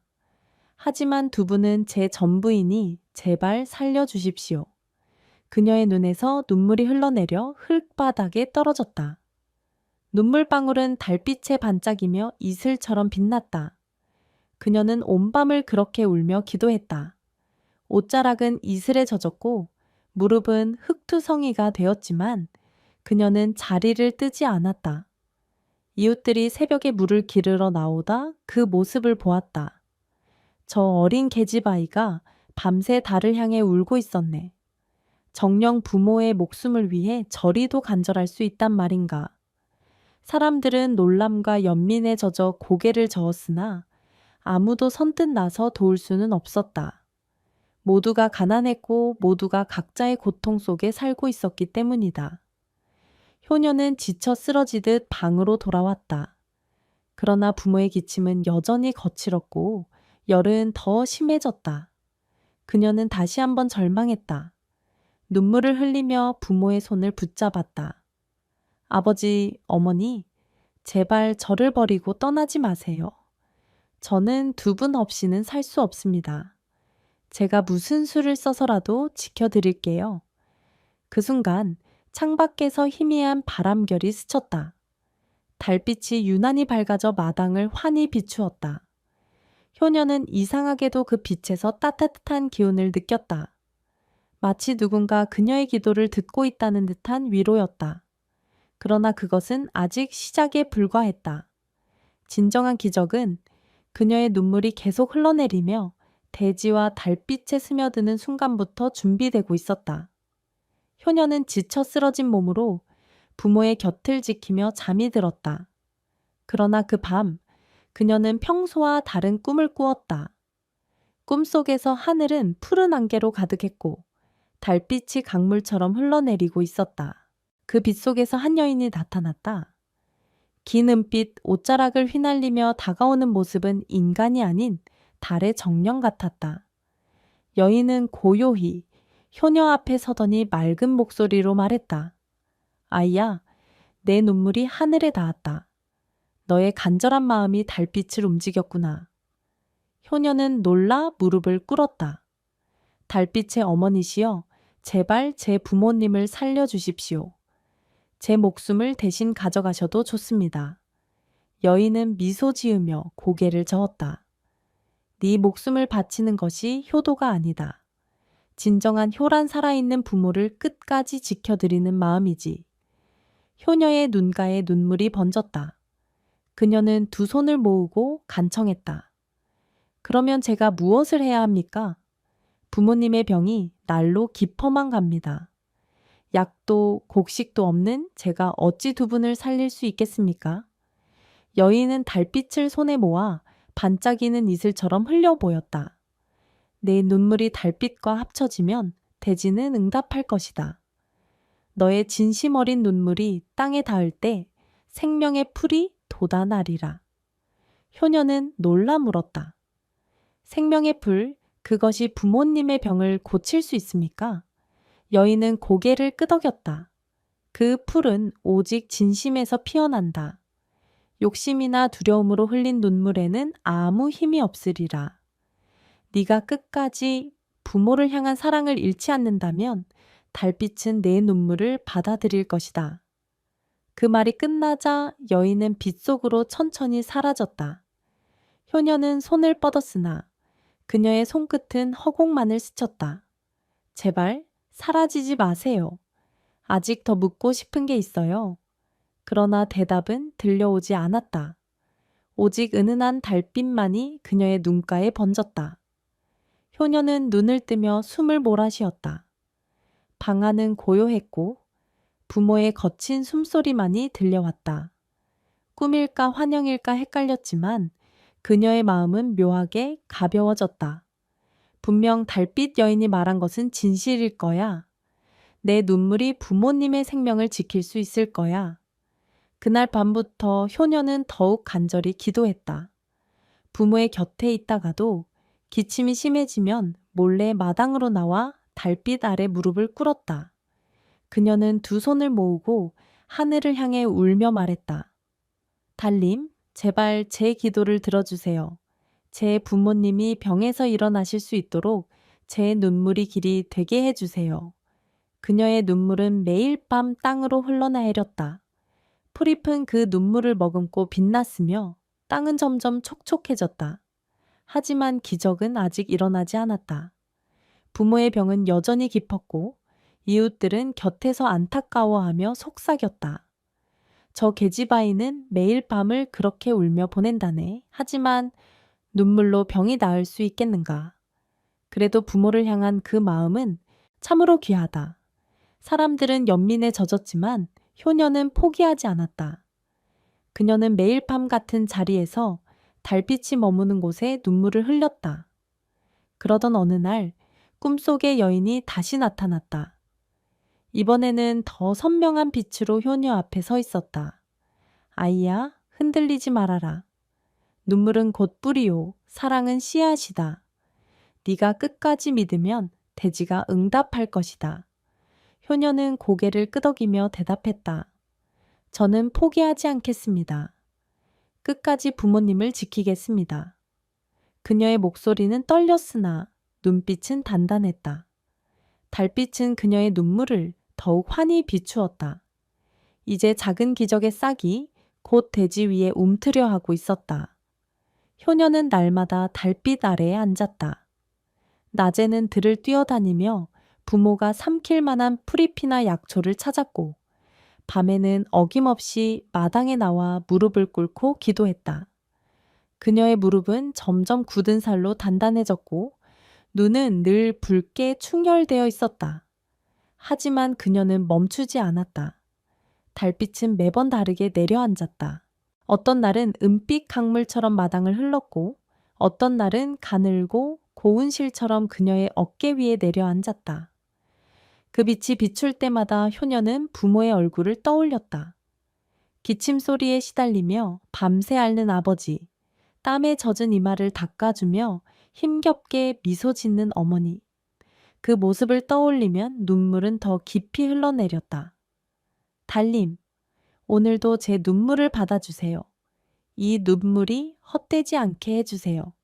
그녀의 기도는 하늘로 흩어지는 듯 했으나 땅은 조금씩 변하고 있었다. 눈물이 떨어진 자리에는 풀잎들이 유난히 싱싱하게 돋아났다. 마을 사람들은 그 모습을 보고 수군거렸다. 저 계집아이의 눈물이 땅을 살리고 있네. 혹시 하늘이 그 마음을 감싸고 있는 게 아닐까? 사람들은 점점 그녀의 간절함을 인정하기 시작했다. 그동안 어린 것이 무엇을 하겠느냐 하던 이웃들도 이제는 그녀의 기도를 멀리서 바라보며 손을 모았다. 그러나 부모의 병세는 여전히 깊었다. 효녀는 날마다 절망과 희망 사이에서 흔들렸다. 낮에는 오늘은 더 나빠지셨구나 하는 생각에 눈물이 쏟아졌고, 밤에는 혹시 오늘 기적이 시작될지도 모른다는 기대에 두 눈을 감고 기도했다. 어느 날 그녀는 부모 곁에서 기도를 이어가다가 마당으로 나와 하늘을 올려다보았다. 달은 유난히 크고 푸른 빛을 띠고 있었다. 그녀는 떨리는 목소리로 속삭였다. 달빛의 어머니시여, 제 눈물이 모자라면 저는 끝없이 흘릴 수 있습니다. 이 생이 닿을 때까지 흘리겠습니다. 그러니 부디 부모님을 거두지 말아주세요. 그 순간 달빛이 한층 더 밝아져 그녀를 감쌌다. 마치 따스한 손길처럼 어깨 위에 내려앉았다. 효녀는 그 온기를 느끼며 다시 눈물을 흘렸다. 눈물방울은 맑고 투명하게 빛나며 땅으로 떨어졌다. 그리고 놀라운 일이 벌어졌다. 눈물이 새우며든 자리에서 작은 새싹 하나가 돋아난 것이다. 효녀는 숨을 삼키며 땅을 내려다보았다. 어둠 속에서도 그 새싹은 희미하게 빛나고 있었다. 정령, 시작된 건가요? 그녀는 손을 내밀어 새싹을 어루만졌다. 새싹은 떨리듯 몸을 흔들며 더 깊게 뿌리를 내리는 듯했다. 효녀의 가슴은 벅차올랐다. 부모님이 사라지지 않으실지도 몰라. 그러나 기적의 씨앗은 아직 작고 연약했다. 효녀는 그것이 꺾이지 않도록 두 손으로 감싸며 기도했다. 부디 더 크게 자라주소서. 제 부모님의 숨결을 되찾을 수 있도록 밤이 깊어지자 새싹은 달빛을 머금고 조금 더 자랐다. 그러나 부모의 병세는 여전히 심각했다. 효녀는 흔들림 없는 마음으로 결심했다. 나는 끝까지 울 것이다. 부모님의 생명이 다하는 날까지 나의 눈물은 멈추지 않을 것이다. 그날 이후 효녀의 눈물은 더욱 깊고 절실하게 흘러내렸다. 그녀는 매일 밤 땅에 쓰러지듯 엎드려 울었고 그 눈물은 작은 싹을 조금씩 키워나갔다. 달빛은 여전히 고요히 그녀를 감싸며 속삭이는 듯했다. 흔들리지 말아라. 눈물은 곧 생명이다. 효녀의 눈물이 스며든 땅은 날이 갈수록 변화했다. 처음에는 작은 새싹 하나가 돋아났을 뿐이었지만 그녀의 눈물이 이어질수록 싹은 점점 줄기를 올리고 잎을 펼쳤다. 어느 날 밤 그녀가 다시 눈물을 흘릴 때 새싹은 순식간에 키가 자라더니 마치 달빛을 향해 뻗어 오르는 듯했다. 잎사귀에는 은빛 이슬이 맺혔고 향긋하면서도 신비로운 향기가 퍼져나왔다. 효녀는 놀라 두 손으로 얼굴을 감쌌다. 이 풀이 어머니와 아버지를 살릴 수 있는 건가요? 그녀는 본능적으로 알았다. 이 풀은 평범한 약초가 아니라 달빛과 눈물이 빚어낸 하늘의 선물이라는 것을.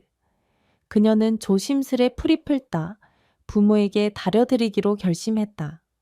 그날 밤 효녀는 뜨거운 불 앞에 앉아 약초를 다렸다. 작은 항아리 안에서 풀잎이 끓어오르며 은빛 거품을 만들었다. 향기는 온 집안을 가득 메웠고 부모의 가쁜 숨결조차 잠시 고요해지는 듯했다. 아버지, 어머니, 부디 이 약을 드시고 기운을 되찾으세요. 그녀는 떨리는 손으로 아버지에게 약을 떠먹였다.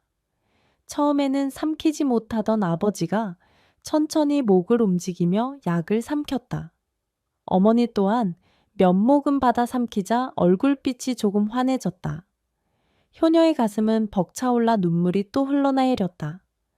그날 이후 부모의 병세는 아주 천천히, 그러나 분명히 호전되기 시작했다. 기침 소리가 조금 줄고 눈빛에 힘이 돌았다. 어머니는 딸의 손을 잡고 미소를 지으며 속삭였다. 얘야, 내 정성이 하늘에 닿았구나. 우리는 내 덕에 다시 살아나는 것이다. 효녀는 눈물을 닦으며 고개를 저었다. 아니에요. 달빛이 도와주신 거예요. 저는 그저 두 분을 지키고 싶었을 뿐이에요. 그러나 기적은 거기서 멈추지 않았다. 효녀의 눈물이 계속 흘러내리자 새싹은 또 다른 잎을 틔우고 더 큰 줄기로 자랐다. 결국 마당 한쪽에는 은빛으로 빛나는 풀밭이 생겨났다. 마을 사람들은 놀라며 속삭였다. 저 아이의 눈물이 약초를 불러냈다.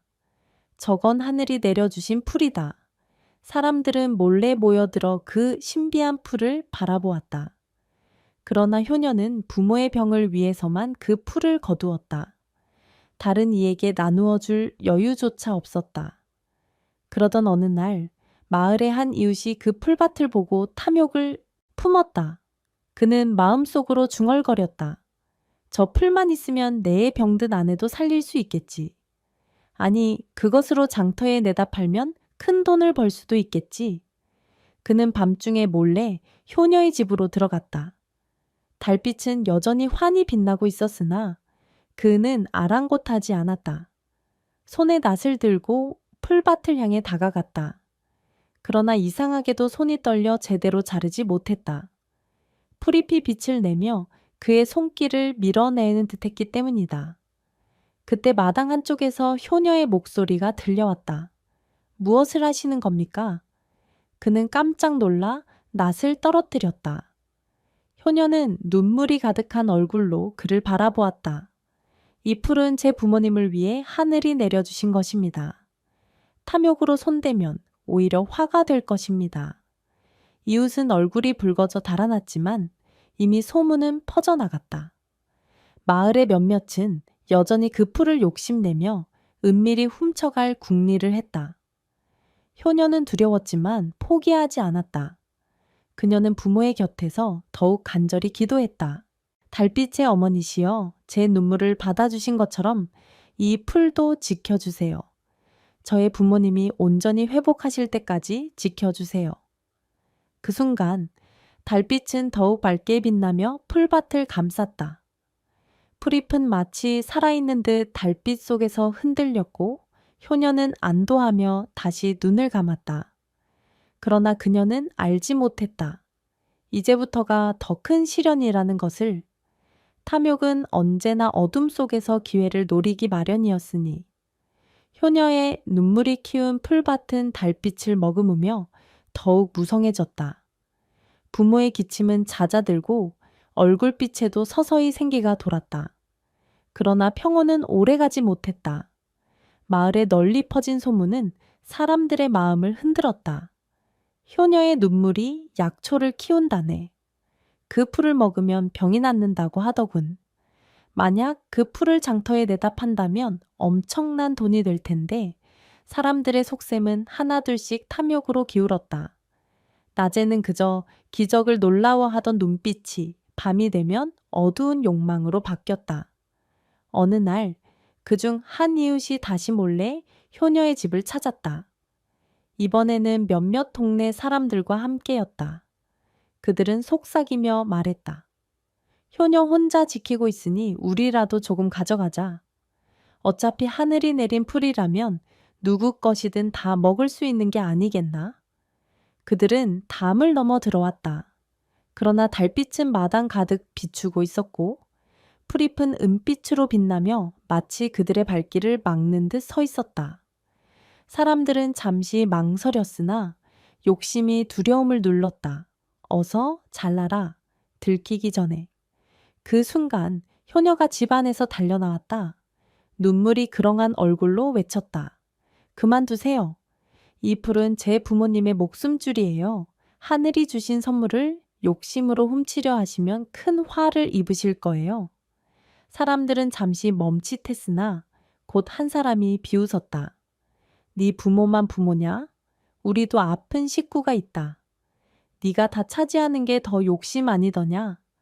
효녀는 가슴이 철렁 내려앉았다. 그 말은 그녀에게도 아프게 다가왔다. 그러나 그녀는 떨리는 목소리로 대답했다. 저는 부모를 살리기 위해 밤마다 눈물을 흘렸을 뿐이에요. 욕심으로 얻으려 하면 그 풀은 독이 되어 되돌아갈 겁니다. 사람들은 여전히 풀밭을 노려보았다. 그러나 풀잎에서 퍼져나오는 은빛 기운은 그들을 주춤하게 만들었다. 결국 그들은 욕심과 두려움 사이에서 망설이다가 빈손으로 돌아설 수밖에 없었다. 하지만 그날 이후 시오녀의 불안은 더 커졌다. 사람들의 눈빛 속에 여전히 욕망이 남아 있었고 언제든 다시 손을 뻗을 수 있다는 두려움이 그를 짓눌렀다. 밤마다 그녀는 풀밭 앞에 앉아 울며 기도했다. 달빛의 어머니시여, 부디 이 풀을 지켜주세요. 저의 정성이 부족하다면 제 목숨이라도 더 드리겠습니다. 눈물은 끊임없이 땅으로 스며들었고 풀밭은 점점 더 밝게 빛났다. 그러나 부모의 숨결은 아직 완전히 회복되지 않았다. 아버지의 기침은 줄었지만 여전히 힘겨웠고 어머니는 기운을 조금 찾았으나 몸이 약했다. 그러던 어느 날 마을에 탐욕스러운 이웃 하나가 결국 다시 찾아왔다. 그는 더 많은 사람을 모아 이번에는 반드시 가져오겠다고 다짐했다. 그들의 손에는 낫과 자루가 들려 있었다. 효녀는 이를 알아차리고 몸으로 풀밭을 막아섰다. 두 손을 벌려 서며 울부짖었다. 부디 멈추세요. 이건 하늘의 뜻이에요. 욕심을 부리면 모두 화를 입게 될 거예요. 그러나 사람들의 귀에는 더 이상 그녀의 목소리가 닿지 않았다. 탐욕은 이미 이성을 삼켜버렸다. 그들이 한 발 다가서는 순간 풀밭은 강렬한 은빛을 내뿜었다. 눈부신 빛에 사람들은 눈을 감고 비명을 질렀다. 효녀는 두려움과 안도 사이에서 눈을 감았다. 그러나 그녀의 가슴 속엔 여전히 불안이 자리했다. 혹시 부모님이 이 소동으로 더 큰 위험에 빠지는 건 아닐까? 그 밤, 효녀는 마당에 쓰러져 흐느끼며 다시 기도했다. 달빛의 어머니시여, 이제 저는 더는 어찌해야 할지 모르겠습니다. 제 눈물만으로는 부족한 것입니까? 달빛은 조용히 그녀를 감쌌다. 그러나 이번에는 더 깊고 무거운 침묵만이 이어졌다. 시련은 끝나지 않았음을 그녀는 온몸으로 느낄 수 있었다.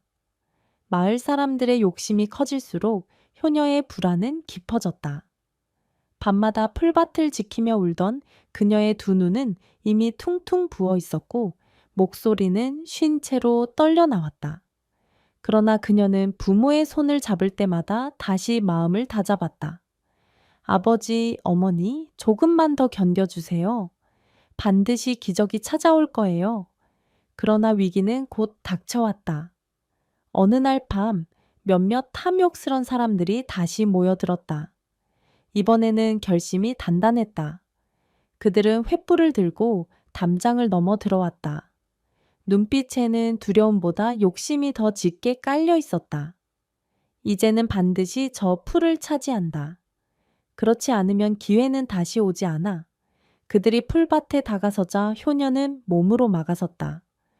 그녀의 두 팔은 가늘고 떨렸지만 눈빛만은 단단했다.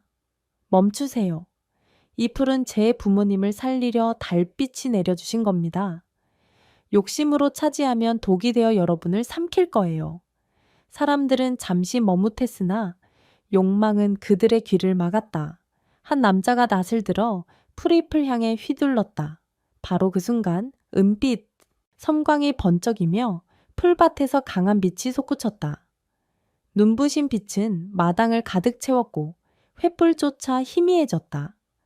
사람들은 눈을 가리고 비명을 질렀다. 으악!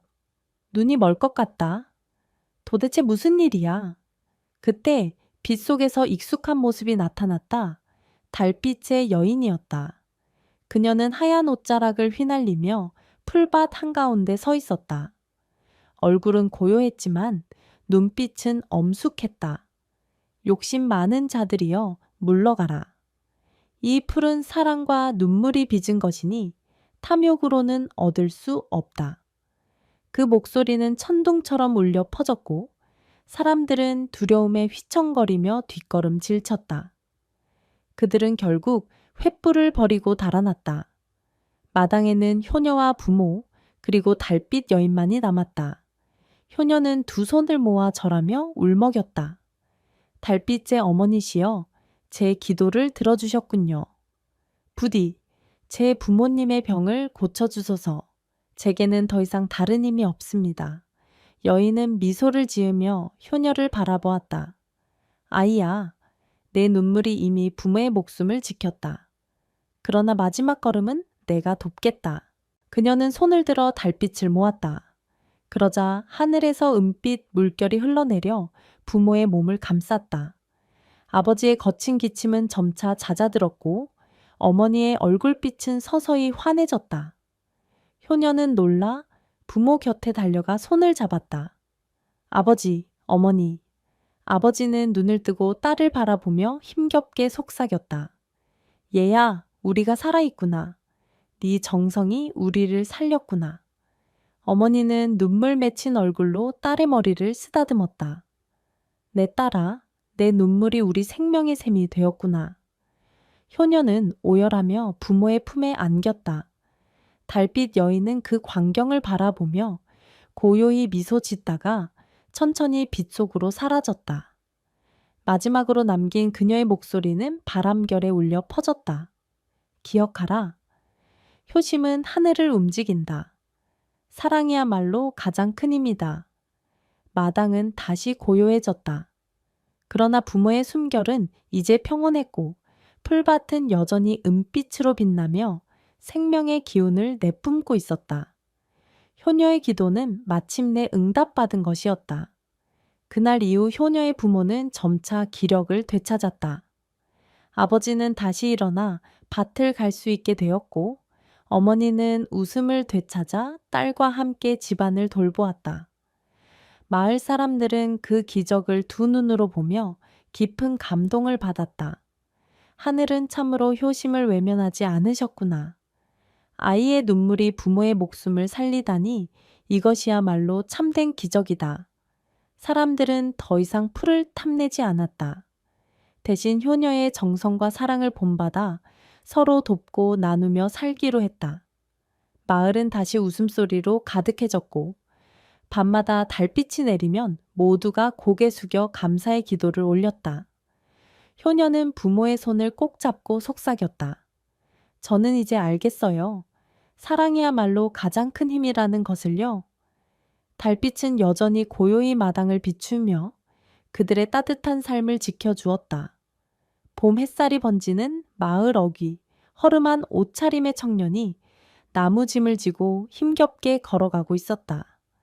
그때 길가에 앉은 낯선 거지가 손짓을 하며 다가오라 했다. 청년은 의아해했으나 정중히 인사를 올렸다. 거지는 기묘한 웃음을 지으며 낡고 해진 빗자루 하나를 내밀었다. 이것을 잘 간직하거라. 뜻밖의 선물에 청년은 고개를 갸웃했다. 청년은 거지에게서 건네받은 낡은 빗자루를 들여다보았다. 대나무 살은 사가 있었고 솔 부분은 군데군데 빠져 있어 금세라도 부러질 것 같았다. 그는 속으로 중얼거렸다.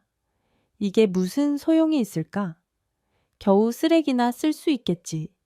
청년은 집으로 돌아와 빗자루를 구석에 내던졌다.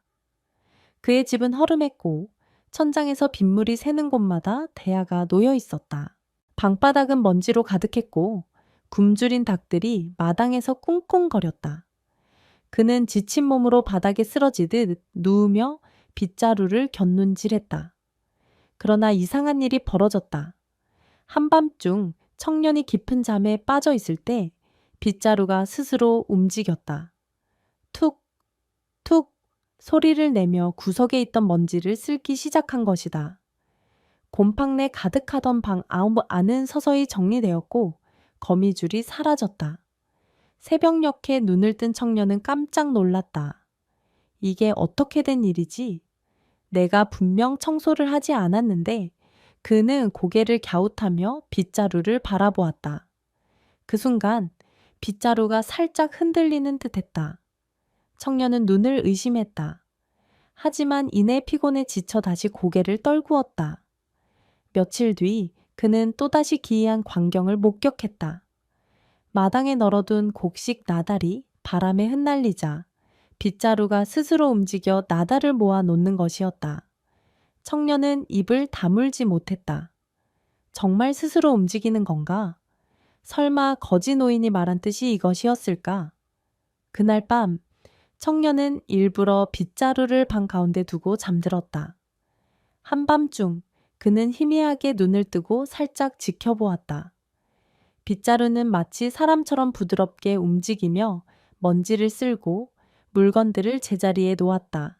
청년은 두려움과 경이로움 속에 숨을 죽였다.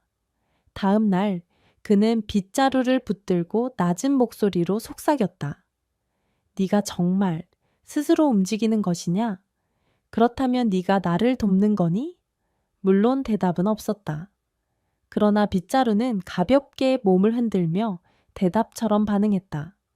청년은 가슴이 두근거렸다. 그 후로 그의 삶은 조금씩 변하기 시작했다.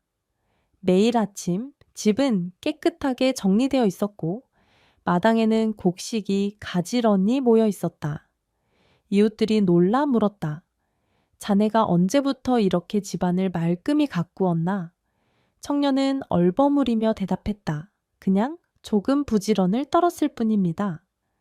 그러나 그는 속으로 거지 노인을 떠올렸다. 그분은 왜 이 빗자루를 내게 주었을까? 단순히 청소를 위한 것이 아닐 텐데 시간이 지날수록 빗자루는 더 놀라운 능력을 드러냈다. 곡식을 모아 항아리에 담기도 했고 때로는 산에서 떨어진 나무를 모아 집 앞에 쌓아 두기도 했다. 청년은 믿을 수 없다는 듯 매번 감탄했다. 이건 단순한 빗자루가 아니야. 분명 하늘이 내린 무언가야. 그러나 청년은 여전히 두려웠다. 혹시 마을 사람들이 알게 되면 빗자루를 빼앗으려 하지 않을까? 그는 빗자루를 남몰래 소중히 숨기며 생활을 이어갔다. 어느 날 그는 마을 장터에 나갔다. 사람들의 눈길 속에 청년의 얼굴이 조금씩 달라졌다. 예전에는 늘 초라하고 지쳐 보였으나 요즘은 얼굴빛이 환해지고 옷차림도 단정해졌다. 이웃들은 수군거렸다. 가난하던 그 총각이 요즘은 표정이 달라졌어. 혹시 숨은 재물을 찾은 게 아닐까? 그런 소문은 순식간에 퍼져나갔다. 그러나 청년은 빗자루의 비밀을 지키기 위해 침묵을 지켰다. 그는 단지 속으로만 다짐했다. 이 빗자루를 욕심에 쓰지 않겠다. 부모님 산소를 돌보고 배고픈 이웃을 도우는 데 쓰겠다. 하지만 세상 일은 언제나 뜻대로만 흘러가지 않는다. 작은 소문은 더 큰 파문을 불러오고 탐욕을 품은 이들이 하나둘 청년의 곁을 맴돌기 시작했다. 빗자루가 가져다줄 기묘한 운명은 이제 막 드러나려 하고 있었다. 청년은 빗자루의 비밀을 더 깊이 알기 위해 하루는 일부러 집을 어지럽힌 채 잠자리에 들었다. 낡은 옷을 마루에 흩어놓고 장작 더미를 어질러 놓았다. 새벽녘 그는 살짝 눈을 떠 지켜보았다. 빗자루가 가볍게 흔들리더니 마치 사람의 손길처럼 움직이며 옷가지를 개어 올려놓고 장작을 가지런히 쌓았다. 청년은 숨을 죽이며 중얼거렸다. 정녕, 살아있는 것이로구나. 그날부터 그는 빗자루를 친구처럼 여기기 시작했다. 말을 걸면 빗자루가 살짝 몸을 흔들어 대답하는 듯 했고 부탁하면 곧장 움직였다. 부디 마당을 좀 쓸어줄래? 하고 말하면 빗자루는 어느새 먼지를 쓸고 있었다. 며칠이 지나자 빗자루의 능력은 더 커졌다. 곡식을 모으는 것뿐 아니라 산에서 떨어진 마른 나무까지 모아오기도 했다. 청년은 믿을 수 없다는 듯 두 손을 모아 하늘을 향해 절했다. 하늘이 내게 거저 이런 은혜를 내리시다니 이 빗자루를 꼭 바른 일에 써야겠다. 그러나 빗자루의 힘은 점점 마을 사람들의 눈에도 드러나기 시작했다. 예전에는 언제나 남루하고 지쳐있던 청년이 요즘은 얼굴빛이 환해지고 옷차림도 단정해졌다. 그의 집도 어느새 깨끗하고 단정한 모습으로 변해 있었다. 이웃들은 수군거렸다. 어찌된 일이지? 가난하던 그 총각이 하루아침에 달라졌다네.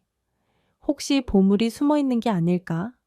소문은 순식간에 번졌다. 그러나 청년은 비밀을 감추려 애썼다. 빗자루의 기적을 욕심으로 쓰고 싶지 않았기 때문이다. 그는 오히려 이웃을 도왔다.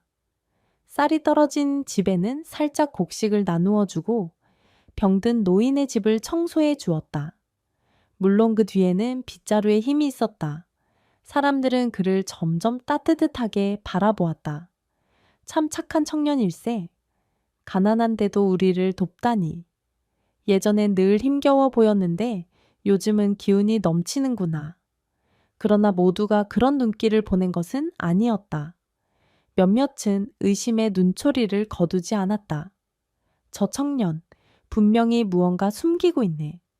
혼자 힘으로는 저럴 수 없어. 혹시 금단의 도구라도 손에 넣은 게 아닐까. 그런 말들이 이어지면서 청년의 집 근처에는 은근히 발길이 늘어났다. 낮에는 이웃들이 빙빙 돌며 기웃거렸고 밤에는 몰래 창문 틈을 엿보는 이도 있었다. 청년은 두려웠지만 빗자루를 꼭 끌어안고 다짐했다. 걱정 마라. 넌 탐욕의 손에 넘어가지 않게 내가 지켜주마. 그러던 어느 날 청년은 장터에 갔다가 뜻밖의 광경을 보았다. 마을 사람들이 모여 속삭이며 그를 가리키고 있었던 것이다. 저 총각이 곡식을 나눠줬다지. 그런데 어디서 그 곡식이 났을까? 아무도 모른다네. 청년은 땀을 흘리며 발걸음을 재촉했다. 소문은 이미 걷잡을 수 없이 퍼지고 있었다. 하지만 그는 스스로 다짐했다. 비밀이 드러나더라도 욕심을 부리지 않겠다. 이 빗자루는 부모님 묘를 돌보고 굶주린 이웃을 살리는 데만 쓰겠다. 그날 밤 그는 부모님의 산소를 찾았다. 무덤가에 잡초가 우거져 있었는데 빗자루가 스스로 움직여 풀을 쓸고 낙엽을 모았다. 달빛 아래 반짝이는 그 모습에 청년은 눈물이 맺혔다. 아버지, 어머니, 하늘이 이런 도구를 제게 맡겨주셨습니다. 제가 이 은혜를 바르게 쓰겠습니다. 그러나 그 순간 숲속 어둠에서 누군가의 시선이 그를 지켜보고 있었다. 탐욕을 품은 눈빛은 이미 빗자루를 향해 번뜩이고 있었다. 빗자루의 기묘한 힘은 마침내 마을 전체의 눈길을 끌었다. 청년은 여전히 비밀을 숨기려 했으나 마을 사람들의 의심과 호기심은 점점 커져갔다. 예전에는 초라한 옷차림에 지쳐있던 그가 요즘은 밝은 얼굴빛과 단정한 집을 가진 것을 두고 수군거림이 끊이지 않았다. 저 총각은 분명 뭔가 손에 넣은 게 있어.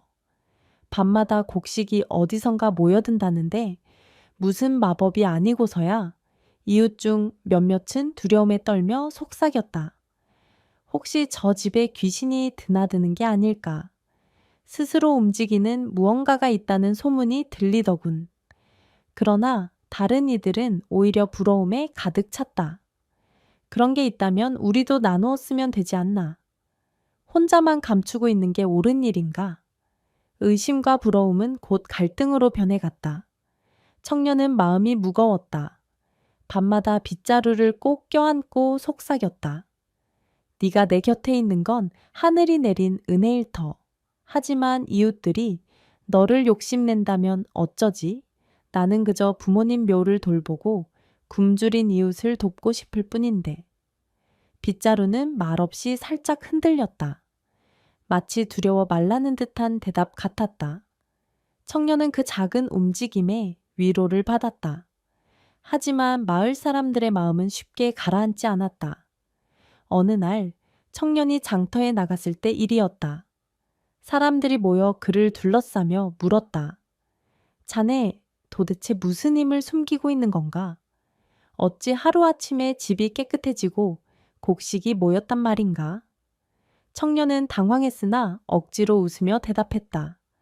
그저 열심히 일했을 뿐입니다. 달빛이 도와주신 것 아닐까요? 사람들은 그 말에 쉽게 납득하지 않았다. 수군거림은 더 커졌다. 청년은 땀을 흘리며 서둘러 장터를 빠져나왔다. 그날 밤 그는 부모 묘를 찾아갔다. 달빛이 가득한 언덕 위에서 그는 무릎을 꿇고 기도했다. 부디 저를 지켜주소서. 저는 욕심 없이 살고 싶습니다. 그러나 세상은 제 마음을 의심하네요. 그 순간 빗자루가 스스로 움직여 묘 주변을 깨끗이 쓸었다. 풀과 낙엽이 사라지고 흙길은 반짝였다. 청년은 눈시울이 붉어졌다. 고맙다. 너는 내 편이구나. 하지만 그 장면을 숲속에서 엿보는 이가 있었다. 욕심 많은 몇몇 마을 사람들이었다. 그들은 경악한 얼굴로 속삭였다. 보았느냐? 빗자루가 스스로 움직였어. 정말이었구나. 저 빗자루만 손에 넣으면 우리도 그날 이후 마을은 두 갈래로 나뉘었다.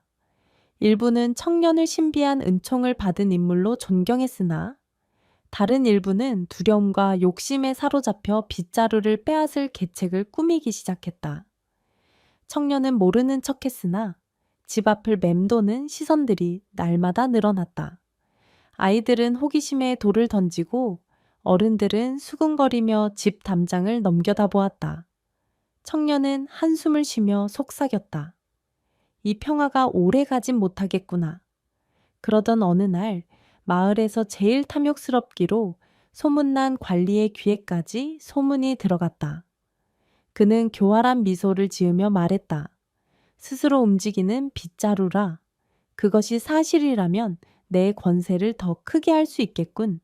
반드시 가져와야겠다. 바로 그 순간부터 청년과 빗자루에게 닥쳐올 진짜 시련이 다가오고 있었다. 소문은 마침내 마을 관리의 귀에까지 닿았다. 탐욕으로 이름난 그는 눈빛을 번득이며 중걸거렸다. 스스로 움직이는 빗자루라. 그것만 있으면 나는 더 이상 궁핍한 백성을 두려워하지 않아도 되겠구나. 세금을 모으는 것도 곡식을 쓸어 모으는 것도 모두 그 힘으로 가능할 터. 그는 즉시 하인들에게 명령을 내렸다. 저 청년을 불러오라. 당장 내 앞에 데려와라. 며칠 뒤 청년은 관리 앞에 끌려갔다. 관리의 기와집은 호화로웠고 향 냄새가 코를 찔렀다. 관리가 위엄을 부리며 앉아 있었다. 젊은이, 요즘 내 집안이 번듯해졌다지. 곡식도 늘어나고 집도 깨끗하다 하던데 도대체 무슨 비밀이냐? 청년은 두려움에 땀을 흘리며 고개를 숙였다. 그저 부지런히 일했을 뿐입니다. 그러나 관리의 눈빛은 매섭게 빛났다. 거짓을 말하지 마라. 이미 소문은 내 귀에 들어왔다. 스스로 움직이는 빗자루가 내 곁에 있다지. 그 물건을 내놓아라. 그러면 너의 목숨은 살려주마. 청년은 깜짝 놀라며 고개를 저었다. 그건 제게 맡겨진 하늘의 은혜입니다. 남을 해치려는 욕심으로 쓰면 안 됩니다. 관리의 얼굴이 붉게 달아올랐다. 감히 나를 가르치려 드느냐? 하늘의 은혜라면 그 은혜를 내 권세에 바쳐야 옳지 않겠느냐? 그는 곧바로 하인들에게 명령했다. 저 청년의 집을 뒤져 빗자루를 찾아오라. 만약 거역하면 곤장을 치겠다. 청년은 다급히 무릎을 꿇고 애원했다. 제발 그러지 마십시오. 그 빗자루는 제 욕심이 아니라 부모님 묘를 돌보고 굶주린 이웃을 돕기 위해 쓰고 있습니다. 그러나 관리의 귀에는 아무것도 들어오지 않았다. 그는 오히려 비웃으며 말했다. 그런 사소한 일에 귀한 도구를 쓰다니 참으로 어리석도다. 내 손에 들어와야 마땅하다. 그날 밤 관리의 하인들이 몰래 청년의 집에 들이닥쳤다. 청년은 필사적으로 빗자루를 안고 몸을 던졌다. 너희 손에 맡길 수 없다. 이건 탐욕을 위해 쓰라고 온 게 아니다. 그러나 하인들은 매섭게 청년을 붙잡아 땅에 내동댕이 쳤다. 빗자루가 그의 손에서 굴러 떨어졌다. 순간 빗자루는 스스로 몸을 흔들며 하늘로 솟구치듯 날았다. 하인들이 놀라 손을 뻗었으나 빗자루는 그들을 피해 방안을 돌며 청년 곁으로 되돌아왔다. 청년은 가슴이 벅차오르며 속삭였다. 네가 나를 지켜주는구나. 그러나 그 순간 청년의 마음속에도 한 줄기 흔들림이 일었다. 만약 이 빗자루를 지키기 위해서라면 나도 싸워야 하지 않을까? 아니, 혹시 이 힘으로 나 자신도 더 나은 삶을 만들 수 있지 않을까? 그 작은 흔들림을 눈치챈 듯 빗자루의 움직임이 잠시 느려졌다. 청년은 순간 깨달았다. 아니야, 내가 욕심을 품는 순간 이 빗자루는 힘을 잃는다. 하지만 관리의 압박은 거세졌다. 그는 군졸들을 보내 청년을 잡아들이고 빗자루를 강제로 빼앗으려 했다. 청년은 공흥에 빠졌고 빗자루는 주인의 마음이 흔들리는 순간마다 힘을 잃어갔다. 마을 사람들은 멀리서 그 광경을 지켜보며 수군거렸다. 저 청년은 하늘의 선물을 받았지만 이제 곧 빼앗기고 말겠지. 욕심 많은 관리의 손에 들어가면 마을은 더 힘들어질 거야. 청년은 속으로 피를 토하듯 다짐했다. 나는 결코 욕심을 품지 않겠다. 이 빗자루는 탐욕을 위해 쓰는 것이 아니다. 그러나 그의 앞길은 이미 험난한 위기로 향하고 있었다. 청년은 관리의 위협 속에서 날마다 불안에 시달렸다. 집 앞에는 군졸들이 드나들며 그를 감시했고 이웃들은 두려움과 연민이 섞인 눈길로 그를 바라보았다. 청년은 빗자루를 품에 안고 밤마다 속삭였다. 부디 나를 떠나지 말아다오. 내가 욕심을 버리지 않는 한 넌 내 곁에 있어 주겠지? 그러나 빗자루는 예전처럼 힘차게 움직이지 않았다. 청년이 두려움과 욕심 사이에서 흔들릴수록 그 움직임은 점점 느려졌다. 먼지를 쓸던 동작은 서툴러졌고 곡식을 모으던 힘도 약해졌다. 이럴 수가 왜 그러는 거지? 청년은 눈앞에서 빗자루가 힘을 잃어가는 것을 보며 절망했다. 그는 알았다. 내 마음이 흔들리고 있구나. 욕심과 두려움이 너의 힘을 가리고 있구나. 하지만 그의 상황은 갈수록 더 악화됐다. 관리가 군졸들을 보내 그의 집을 수색하게 했고 청년은 빗자루를 지키기 위해 필사적으로 몸을 던졌다. 그 과정에서 이웃 몇몇이 다치기도 했다. 그때부터 사람들은 속삭였다. 저 청년도 이제 변했어. 처음엔 이웃을 도왔는데 지금은 제 물건 하나 지키겠다고 모두를 적으로 삼잖아. 청년의 가슴은 무너져 내렸다. 그는 진정 빗자루를 위해 사람들을 적으로 삼고 있었던 것이다. 밤이 깊어지자 그는 부모님의 묘 앞에 무릎 꿇고 울었다. 아버지, 어머니, 저는 어디서부터 잘못된 걸까요? 저는 욕심 없이 쓰겠다고 다짐했는데 지금은 오히려 욕심과 두려움에 사로잡혀 있습니다. 그 순간 바람이 불며 풀잎이 흔들렸다. 달빛은 여전히 맑게 내려앉았으나 청년은 위로 대신 더욱 깊은 외로움을 느꼈다. 빗자루는 그의 곁에 있었지만 예전처럼 반짝이지 않았다. 며칠 뒤 관리가 직접 군졸들을 이끌고 그의 집으로 들이닥쳤다. 이제 숨길 수 없을 것이다. 당장 빗자루를 내놓아라. 청년은 떨리는 손으로 빗자루를 움켜쥐었다. 그러나 빗자루는 힘을 잃어 무겁게 늘어져 있었다. 더 이상 스스로 움직이지 않았다. 관리가 비웃었다. 봐라, 결국 내 힘은 거짓이었다. 이제 그 도구는 내 손에 들어와야 한다. 청년은 마지막 힘을 다해 외쳤다. 안 된다. 이건 탐욕을 위해 쓰라고 온 것이 아니다. 그러나 관리의 군졸들이 그를 붙잡고 빗자루를 빼앗았다. 청년은 땅에 끌려나가며 눈물을 흘렸다. 하늘이시여, 제가 어디서부터 잘못된 겁니까? 제게 다시 기회를 주신다면 욕심을 버리고 모두를 위해 쓰겠습니다.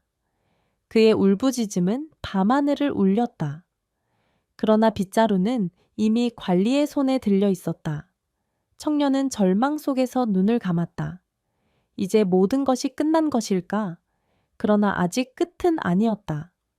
진정한 시험은 이제 막 시작되려 하고 있었다. 관리는 빗자루를 손에 쥐자 흡족한 미소를 지었다. 그는 군졸들과 마을 사람들 앞에서 과시하듯 빗자루를 높이 들어 올렸다. 봐라, 이제 이 빗자루는 내 것이다. 곡식과 재물을 모으고 내 권세를 더욱 크게 만들어 줄 것이다. 그러나 빗자루는 꼼짝도 하지 않았다. 관리가 마당에 곡식 한 줌을 뿌리며 명령했다.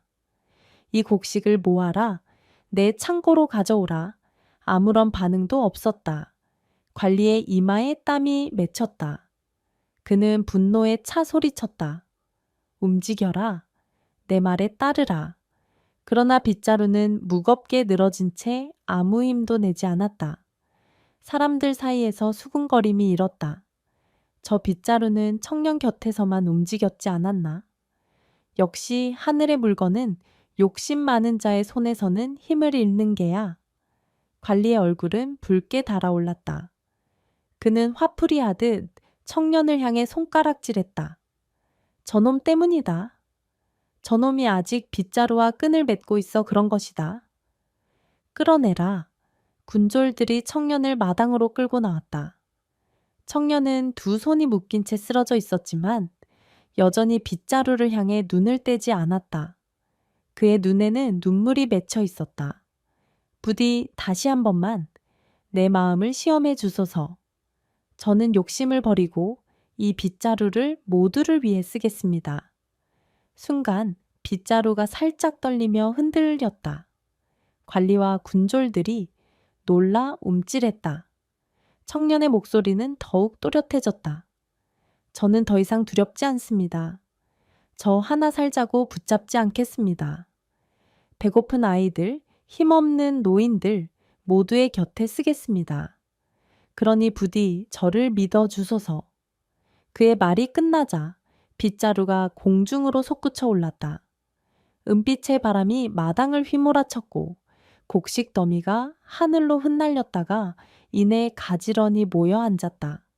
군졸들은 눈을 가리고 비명을 질렀다. 으악! 빗자루가 살아 움직인다. 이건 하늘의 뜻이다. 관리조차 두려움에 뒹거릅 질쳤다. 그는 빗자루를 붙잡으려 했으나 강한 바람이 손을 밀쳐내며 빗자루를 청년 곁으로 되돌려 보냈다. 청년은 묶인 손이 스스로 풀리듯 느슨해졌고 그는 눈물로 얼굴을 적시며 빗자루를 안았다. 그 순간 빗자루는 마치 오랜 친구처럼 부드럽게 흔들리며 청년의 다짐을 받아들였다. 곧 이어 빛이 퍼져나가며 마을 구석구석을 비추었다. 가난한 집 마당에는 곡식이 쌓였고 병든 노인의 집 안은 깨끗이 정리되었다. 사람들은 놀라 무릎을 꿇었다. 정녕 하늘이 청년을 선택하신 것이다. 이 빗자루는 탐욕이 아닌 사랑과 나눔에 힘을 내는 것이구나. 청년은 눈을 감고 속삭였다. 고맙다. 이제 내 힘을 나만이 아닌 모두를 위해 쓰겠다. 달빛이 마당을 비추며 청년의 얼굴을 환히 밝혔고 빗자루는 그 빛 속에서 더욱 강한 힘을 발휘했다. 이제 더 이상 두려움도 욕심도 그를 흔들 수 없었다. 그날 이후 빗자루는 청년의 곁에서 마을을 위해 움직였다.